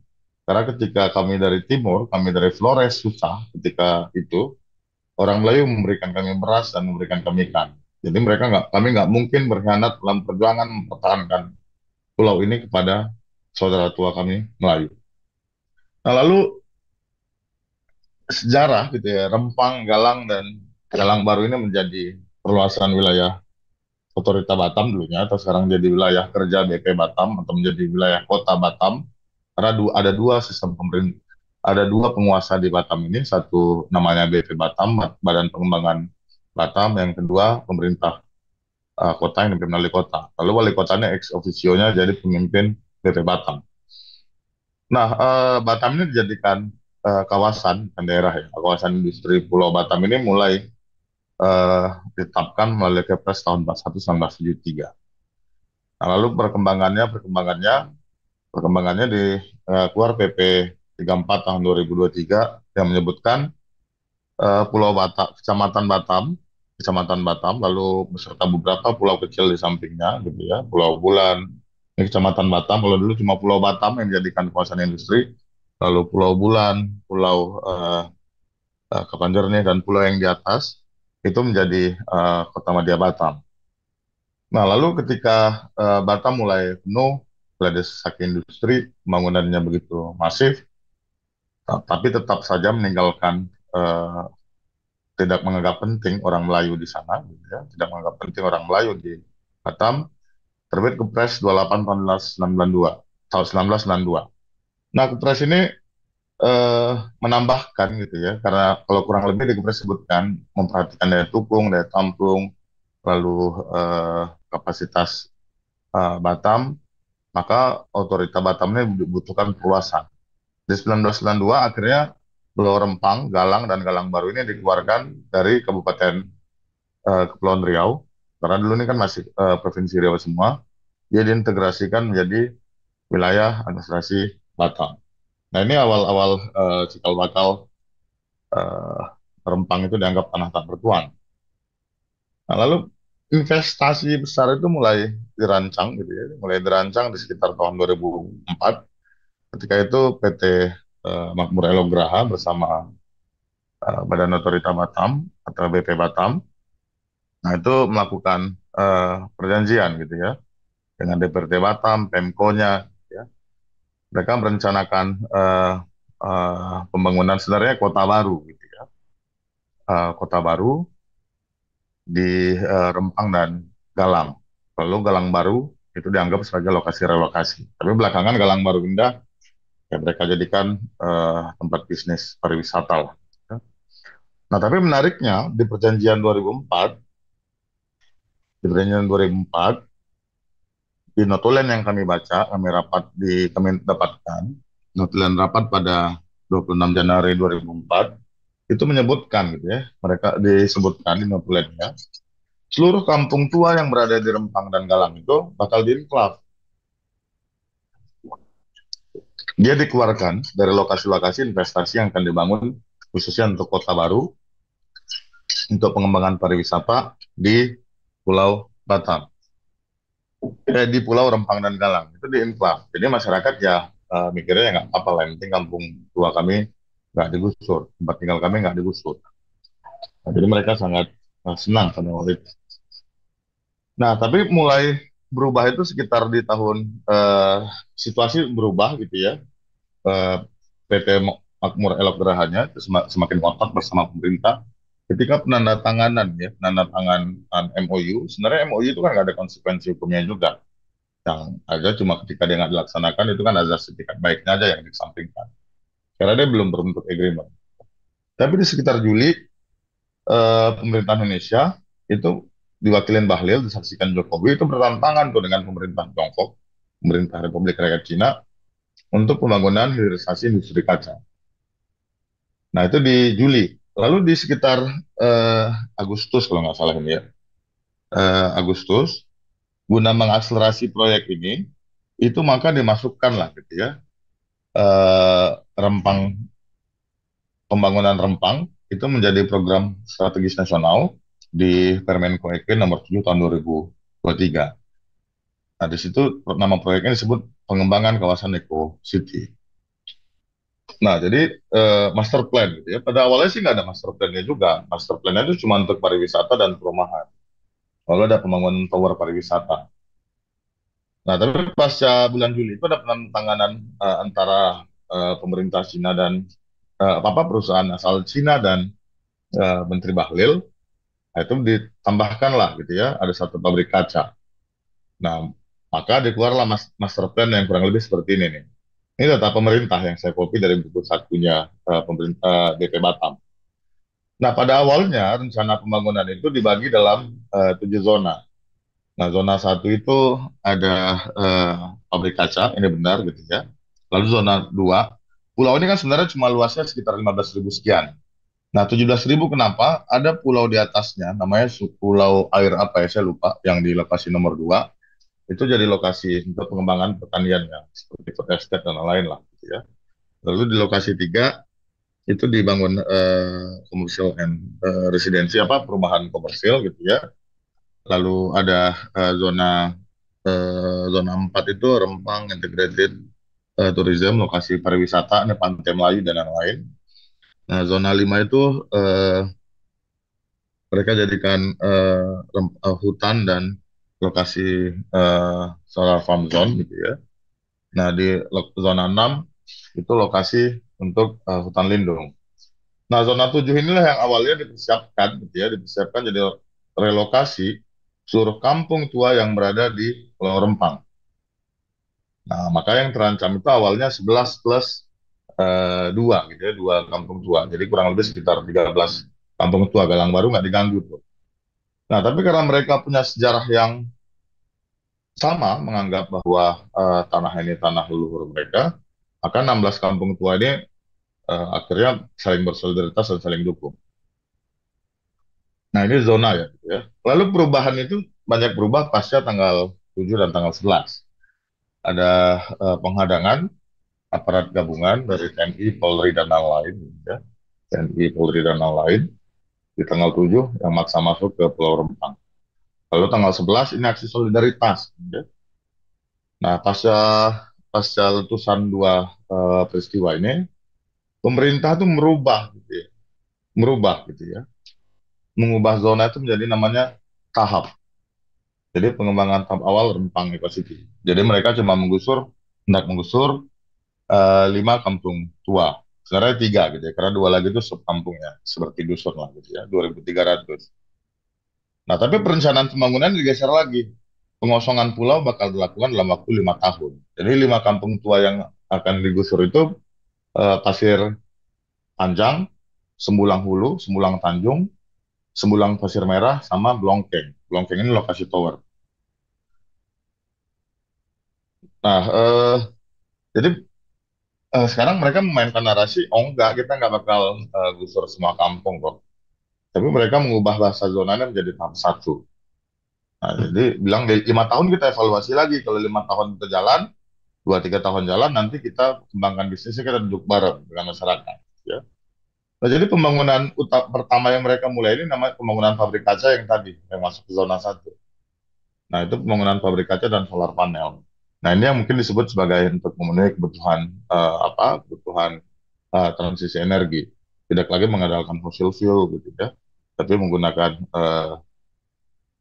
energi bersih. Tapi bahan baku atau misalnya untuk kebutuhan pengembangan energi terbarukannya, energi bersihnya, itu juga makan korban. Itu yang kami menyebutkan bahwa transisi energi tidak berkeadilan, ya, tapi transisi energi yang cuma mengedepankan apa yang disebut dengan ekonomi hijau sesungguhnya, yang disebut Aceh ya mereka ekonomi hijaunya cuma beranggapan bahwa yang penting lingkungannya bisa diminimalisir kerusakannya, lalu teknologi lebih ramah lingkungan, tapi mereka tetap menganggap bahwa nature, alam, itu sebagai sumber energi dan eh, chip nature itu apa? Sebagai sumber energi, chip labor dan chip money gitu ya. Mereka tetap memposisikan alam seperti itu, nggak ada logika yang berubah dalam proses bisnis ini. Nah, lalu kenapa proyek ini bukan cuma mengancam Rempang dan Galang? Ini kami ambil dari beberapa sumber, termasuk Kementerian SDM. Nah, kita lihat saja gitu ya, di peta yang pertama yang di atas, seberapa banyak misalnya ada izin tambang pasir, lalu ada izin apa bahan tambang lain, itu seperti nikel atau boksit, saya lupa gitu ya. Di bagian timurnya, di bagian timur, Pulau Rempang. Itu sudah eksis gitu, ya, walaupun beberapa belum beraktivitas. Nah, tapi ketika dia dibangun nanti, ada perencanaan 3 PLTS nih yang warna kuning, peta nomor 2 gitu ya. Ada 3, satu di Pulau Bulu, yang kedua di Pulau Lumba, yang ketiga di Rempang. Plus pabrik kaca yang warna biru. Nah, sumber-sumber silika dan kuarsanya mana? Ini, pulau-pulau kecil. Apa di sekitar pulau-pulau kecil di Pulau Riau, baik di Pulau Bintan dan Pulau Karimun. Nah, maka pasca sosialisasi AMDAL yang ini kami ambil fotonya dari sosialisasi AMDAL, penyusunan eh, kerangkanya, gitu ya, kerangka AMDALnya. Itu nelayan-nelayan di pulau-pulau kecil ini itu udah mulai menolak rencana investasi ini. Mereka bilang dulu di awal 90-an sampai awal 2000-an, ketika tambang pasir masih masif di Kepulauan Riau, lalu diekspor ke Singapura, Changi itu sebagian besarnya, bukan sebagian besar ya, Changi itu dibangun dari pasir Indonesia. Dan dia membuat kesusahan hidup nelayan-nelayan di Kepulauan Riau, termasuk di Riau gitu ya. Karena tambang pasir itu mengakibatkan nelayan-nelayan tradisional yang cuma melautnya kurang dari 1 mil, mereka nggak pakai mesin, nelayan tradisional di Rempang dan Galang ini. Mereka kesusahan mengambil ikan. Nah, maka dalam konteks eh, keselamatan rakyat dan keselamatan pulau, kehadiran pabrik kaca ini, pabrik solar panel ini, itu dia mengancam keberadaan nelayan lain di pulau-pulau kecil. Dalam konteks keselamatan ekologi yang lebih luas, dalam konteks perubahan iklim, kenaikan muka air, meningkatnya beban daya tampung pulau, itu mengakibatkan pulau-pulau kecil yang berada di Kepulauan Riau ini terancam akan tenggelam. Belum lagi isunya smelternya juga bakal dibangun di sini untuk pemurnian kaca dan itunya. Pendinginannya juga bakal mengakibatkan kerusakan laut yang lebih masif gitu ya. Nah, belum berlangsung pabrik aja gitu ya. Masyarakat belum merasakan kehadiran investasi yang kotor tersebut gitu ya. Mereka udah mengalami nih sampai sekarang intimidasi, upaya kriminalisasi akan kekerasan aparat. Nah, status proyek ini sekarang gimana? Ya, ini kami nggak ngerti apa yang diposisikan pemerintah sebagai proyek strategis. Gitu ya. Nah, satu dokumen AMDAL-nya itu belum ada. Mereka baru menyusun kerangka acuan. Ya. Mereka beraktivitas belum ada AMDAL. Yang kedua, gitu ya, ternyata mereka juga nggak punya uang. Janjiin masyarakat ngasih uang, ngasihin rumah, gitu ya. Lalu belum punya sertifikat HPL, mereka cuma punya hak pengelolaan di APL sekitar berapa luas itu di keputusan menterinya. Nah, tapi udah daluarsa di tanggal 30 September. Makanya kejadian tanggal 7 dan tanggal 11 September itu merupakan upaya BP Batam dan Makmur Elok Geraha serta pemerintah untuk memastikan lokasi ini kosong sehingga suntikan modalnya bisa masuk gitu ya. Nah, investasi macam apa nih yang belum punya uang tapi udah gusur-gusur rakyat gitu ya. Nah, hingga saat ini gitu ya, BP Batam tuh masih eh, mengerahkan timnya ke rumah-rumah warga untuk ketuk pintu didampingi TNI dan Polri agar setuju. Nah, syukurnya nanti kita bisa lihat seberapa banyak masyarakat setuju. Selanjutnya, lokasi relokasi. Kampung Tua di bagian paling selatan Rempang, namanya Kampung Tanjung Banon, itu juga tinggal tunjuk-tunjuk aja, belum disetujui sepenuhnya oleh masyarakat, bahwa masyarakat yang bakal direlokasi atau digusur ini dipindahkan ke kampung mereka. Jadi itu Jadi begitulah ya, main tunjuk-tunjuk tanpa ada perencanaan, tanpa memaknai partisipasi gitu ya. Partisipasinya kan kalau kalau secara tafsiran MK itu kan hak untuk didengar, hak untuk menyampaikan pendapatnya, hak untuk mendapatkan jawaban dan penjelasan gitu. Tapi partisipasi sesungguhnya itu seharusnya juga masyarakat kan diberikan kebebasan untuk menentukan iya atau tidak terhadap kehadiran investasi, kehadiran usaha yang masuk di kampung mereka. Ini nggak ada. Gitu ya. Ini main tunjuk-tunjuk, main klaim-klaim.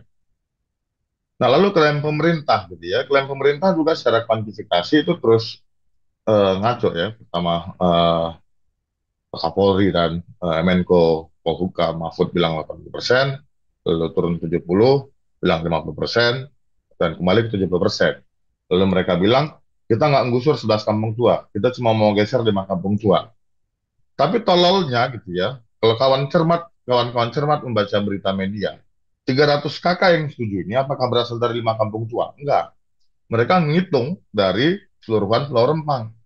Karena semenjak bulan Juli 2023, masyarakat itu dipanggilin di kantor polisi. Undangan klarifikasi, lalu disodorin form. Setuju untuk lepasan hak. Yang kuat dia pulang dan ngotot menantangan, beberapa tentangan. Lalu, benar nggak 300? Kemungkinan iya. Tapi dari 10.300 kakak di Pulau Rempang. Ya. Bukan di 5 kampung tua tadi. Lalu kita cek lagi. Dari masyarakat yang 300-an ini, siapa sih yang mayoritas setuju? Gitu ya. Pertama itu PNS. Yang kedua pegawai BP Batam. Yang ketiga TNI dan Polri. Yang keempat pendatang yang baru bermukim. Khususnya masyarakat-masyarakat yang berkebun-kebun kecil itu.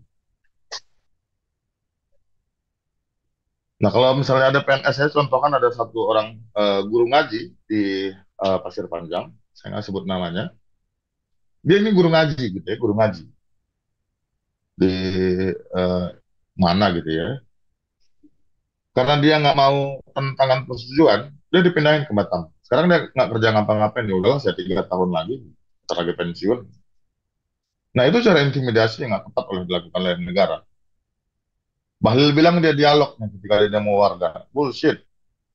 Dia ini dicegat warga, ngomong sebentar, iya naik mobil dan pergi. Lalu masuk ke Pasir Panjang, ini di Tanjung Bandon fotonya. Dia masuk ke Pasir Panjang, lokasi yang hendak digusur, dia lihat warga berkumpul banyak tentang spanduk, buka kaca aja enggak, malah diteriakin maling. Yang mana disebut Bahlil itu dialog? Ya nggak usah bicara partisipasi dulu deh. Kita buka ruang dialognya. Apa yang disebut dengan dialog itu? Itu kan dialog itu komunikasi secara setara. Itu nggak pernah dilakukan oleh pemerintah. Yang ada tuh mereka pidato, terus pengennya masyarakat setuju dan tepuk tangan. Itu doang. Nah ini gambarannya kayak gini. Saya sepakat yang disampaikan Ayah tadi. Ya. Kenapa pendekatan antroposentrik itu nggak kurang tepat dipergunakan ketika mengukur keselamatan masyarakat dan keselamatan ruang? Karena dualisme pendekatan ukuran kesejahteraan. Ya. Nah, ketika yang satu pendekatan menggunakan yang namanya capitalism plus nature, mereka percaya kesejahteraan itu untuk manusia dengan pendekatan trickle down ekonomi. Nah, kalau dia bicara pendekatannya humanity or society and nature, maka mereka percaya pendekatannya keadilan lingkungan yang ansih bicara keselamatan manusia. Nah, maka lalu pendekatan ini nggak bisa dengan tepat gitu ya, melihat manusia mana sebenarnya yang berkontribusi terhadap kerusakan lingkungan, termasuk dalam kampanye-kampanye transisi energi yang sebenarnya tidak mentransformasi keadilan baru. Yang dikerjakan itu sebenarnya logika kapitalisme dalam pendekatan pakai chip nature dengan apa yang disebutkan chip labor, alam dilihat sebagai sumber energi untuk membuat buruh-buruh menjadi murah, chip money dengan pendekatan komodifikasi dan edit value gitu ya. Yang kaya tetap kaya gitu ya, yang miskin tetap miskin. Dan rakyat cuma dipandang sebagai dalam dua hal, sebagai konstituen kapital. Apa yang dimaksud dengan konstituen kapital ini? Satu, melanggengkan kekuasaan mereka dalam konteks pemilu. Yang kedua, konstituen kapital sebagai market, sebagai pasar yang akan menikmati komodifikasi nature yang diolah oleh kelompok kapital tadi. Gitu ya. Poin utamanya apa? Gitu ya. Poin utamanya gitu ya, pendekatan penggunaan logika kapitalisme, gitu, logika kapital dalam gerak-gerak negara, dalam gerak-gerak industri, dia itu cuma memisahkan manusia dan alamnya. Mereka nggak beranggapan penting bahwa kenangan masyarakat Rempang dalam kehidupan masa kecilnya, kuburan-kuburan tua yang ada di kampung mereka, gitu ya, ada ikatan eh, ikatan sosial antara masyarakat adat dan tanah itu mereka nggak hitung gitu ya. Jadi pendekatan kapital akan memisahkan manusia dengan alam, dan hal ini terjadi di Pulau Rempang dan Galang. Itu saja yang dapat saya sampaikan. Terima kasih. Baik, terima kasih banyak Bang Evan atas pemaparannya sangat komprehensif dan juga menarik. Eh, kita juga tadi ngeliat sedikit sejarahnya bagaimana Pulau Rempang memang sebetulnya udah menjadi ini ya target target investasi pemerintah, tapi mungkin karena konflik yang kemarin baru terjadi, jadinya ada semacam hal yang lebih di apa yang ditekankan oleh pemerintah bahwa proyek ini memang perlu untuk dilakukan gitu ya. Apalagi dengan embel-embel PSN tadi gitu. Mungkin aku akan membuka floor kepada teman-teman yang ingin bertanya kepada para narasumber kita. Dipersilakan untuk raise hand boleh, atau mungkin langsung menanyakan pertanyaannya di dalam kolom komentar. Sambil menunggu, karena juga waktunya sudah cukup mepet, aku mungkin akan sedikit memberikan pertanyaan kepada khususnya Bang Evan dan juga Kak Haya, terkait tadi kan disampaikan bahwa memang kurang adanya partisipasi dari masyarakat terhadap proyek pembangunan ini kan apa ya, menjadi sebuah hal yang perlu dievaluasi gitu ya Kak dan Bang. Apakah mungkin dari pandangan Kak Haya dan juga Bang Evan sendiri, apakah hal-hal kontra atau banyaknya pelanggaran-pelanggaran yang telah dilakukan oleh pemerintah, apalagi dalam proyek PSN ini, akan menjadi sebuah stigma negatif terhadap pembangunan energi terbarukan di Indonesia, dan nantinya mungkin akan menjadi apa ya, menghambat atau mungkin jadinya bisa jadi transisi energi ini jadinya nanti mungkin tidak terlaksanakan karena banyaknya pelanggaran yang sering dilakukan oleh pemerintah. Mungkin dari Kak Haya dulu, boleh. Silakan. Thank you, pertanyaannya bagus banget. Aku tuh mikir, kayaknya kalau transisi energi tuh udah jadi keniscayaan sekarang ya. Bedanya kan emang kalau kita Global North, masih bukan delay ya, masih beberapa tahun lebih lama daripada kita Global South akan lebih lama beberapa tahun daripada negara-negara Global North dalam transisi energi. Tapi aku ngelihat sebenarnya transisi energi itu keniscayaan. Pertanyaannya, apakah minimnya partisipasi publik itu bisa jadi cap buruk atau stigma buruk terhadap transisi energi yang itu memungkinkan transisi energi tidak terjadi di Indonesia? Aku ngelihat apakah ada stigma negatif atau stigma buruk? Iya, tapi seberapa pengaruh ke reputasi buruk di Indonesia? Aku nggak ngelihat pemerintah Indonesia itu melihat reputasi buruk sebagai sesuatu yang harus dipertimbangkan karena dia berhubungan dengan public trust. Kalau kita ngomongin pemerintah di beberapa negara lain, aku nggak mau sebut nama negaranya, public trust itu jadi kata kunci dalam pembentukan kebijakan publik dan proyek nasional. Yang mana itu juga udah diatur di dalam konstitusi mereka. Di Indonesia, apakah public trust itu ada? Apakah itu udah diatur di dalam konstitusi? Pasal 33 Undang-Undang Dasar jelas bilang semuanya itu untuk kemakmuran rakyat. Tapi kan itu nggak dipertimbangkan ya. Jadi dipertimbangkan hak menguasai negaranya aja. Kayak gitu. Nah, apakah itu akan menilai ketiadaan public trust akan menilai transisi energi? Kok aku ragu nggak gitu ya. Karena bisa jadi tetap jalan terus gitu, tapi seberapa terdelaynya itu besar kemungkinan kurvanya akan berhubungan dengan seberapa resistensi kita sebagai publik mencanangkan distrust itu kepada pemerintah. Kalau tata kelola perbaikan transisi energi dan partisipasi publiknya tidak diperbaiki cepat, maka resistensi distrust publik itu mungkin akan mendelay transisi energi. Itu jawaban aku. Oke, baik. Terima kasih banyak Kak Haya atas jawabannya. Mungkin Bang Evan ada yang mau ditambahkan? Saya nggak yakin ini akan menunda apa yang disebut dengan transisi energi. Karena ini cuma pertukaran gitu ya, pertukaran sumber energi, tapi tidak pertukaran tidak pertukaran makna apa yang disebut dengan keadilan yang kita maksud. Gitu ya. Nah, negara tetap dengan cara berpikir kapitalistik ya, gitu ya. Negara tetap berpikir dengan pendekatan ekonomi pertumbuhannya. Jadi nggak akan ada itu. Ini cuma tinggal bagaimana misalnya masyarakat sipil kita semua mampu mengkomunikasikan ini dengan seluruh lebih banyak elemen gitu ya, agar pertarungan diskursusnya berlangsung gitu ya. Kalau kita jujur aja gitu ya, pertarungan diskursusnya kan pasti dipenangi negara. Mereka sebagai otoritas kuasa, mereka mulai menceritakan apa yang disebut dengan disebut dengan transisi energi dari bangku sekolah. Mereka masukkan kurikulum, mereka sebut bahwa energi fosil harus ditinggalkan. Orang cuma tahu ada pergantian komoditi, ya, tapi nggak pergantian cara berpikir, lalu cara berpraktek adilnya. Saya berpikir sih nggak akan ada yang terdelay gitu ya, karena diskursusnya juga cuma masih terbatas kita, jadi pertarungan diskursusnya masih dikuasai mereka. Kecuali kita mampu, misalnya mengapa kami di Riau gitu ya, kita ada dipecah di situasi Rempang, orang banyak marah dengan kami di Riau, mengapa menggunakan pendekatan Melayu? Karena kami yakin dan percaya Melayu di pulau itu orang yang sangat toleran. Ya, bagaimana masjid dan gereja berdampingan, orang saling membantu gitu ya. Kami sempat dicap, oh ini bakal melahirkan pertumpahan darah. Enggak, kawan-kawan aja yang harus pilih investasi Tiongkoknya. Gitu ya. Tapi soliditas Melayunya itulah yang bakal membangun diskursusnya agar orang Melayu seluruh Indonesia, seluruh Nusantara, seluruh dunia membaca persoalan secara holistik. Nah, bagi kami sih nggak bakal mendelay. Ini cuma berubah semua komoditinya. Baik, terima kasih banyak Bang Evan juga, dan juga Kak Haya atas jawabannya. Mungkin ya tadi seperti yang disampaikan, mungkin tidak akan mendelay atau mungkin tetap akan ada stigma negatifnya, tapi ya mau bagaimana gitu kan, karena memang pada dasarnya transisi ini memang Ya, harus terus kalau stigma negatifnya kita bisa lihat kayak gini ya. Gimana mau menstigma negatif gitu ya? Karena negara nggak pernah menyampaikan gitu ya. Cuma mereka mengajarkan ke anak-anak kita. Misalnya saya besar di Riau, saya diajarkan bahwa Chevron, Caltex Pacific gitu ya, itu yang mensejahterakan dan membangun Riau gitu ya, mensejahterakan orang Sakai. Gitu. Nah sekarang kan di sekolah-sekolah cuma diajarkan kita harus tinggalin energi fosil. Tapi orang nggak nanya sumber energi bagaimana cara mendapatkannya supaya dia tidak melukai gitu atau tidak menghargai nilai HAM secara sepenuhnya, secara lebih baik. Itu nggak pernah diajarkan di sekolah-sekolah. Oke, baik. Terima kasih Bang atas tambahannya.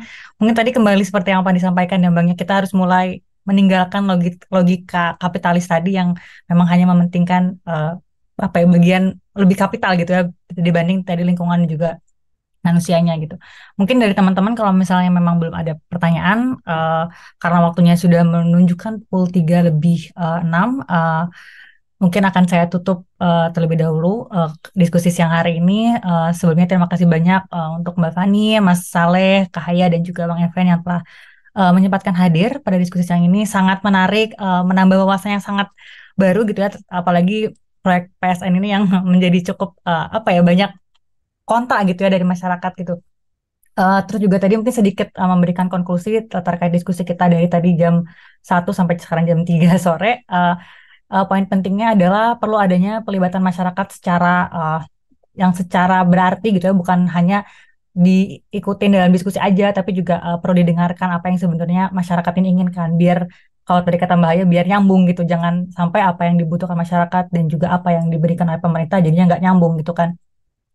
Terus juga jangan sampai kembali proyek-proyek dengan embel kepentingan rakyat itu menjadi dalih untuk meninggalkan hak-hak masyarakat gitu ya. Mungkin dalihnya adalah ini untuk kalau misalnya mau menjadi Indonesia Emas 2045 gitu ya, kita perlu ada investasi, kita perlu ada development gitu. Tapi tetap kita perlu juga melihat hak-hak masyarakat yang ada di wilayah tersebut. Mungkin teman-teman terima kasih banyak kepada narasumber yang sudah hadir siang hari ini, juga terima kasih banyak atas waktunya, juga terima kasih banyak atas ilmu barunya. Mungkin kita akan bertemu lagi di diskusi-diskusi selanjutnya bersama Cerah dan juga PSHK. Saya mewakili PSHK dan juga Cerah pamit undur diri. Selamat siang dan terima kasih banyak teman-teman yang sudah hadir pada diskusi siang hari ini. Terima kasih. Terima kasih banyak teman-teman. Terima kasih. Selamat Terima Terima kasih kasih Mbak, pamit ya banyak. Mbak.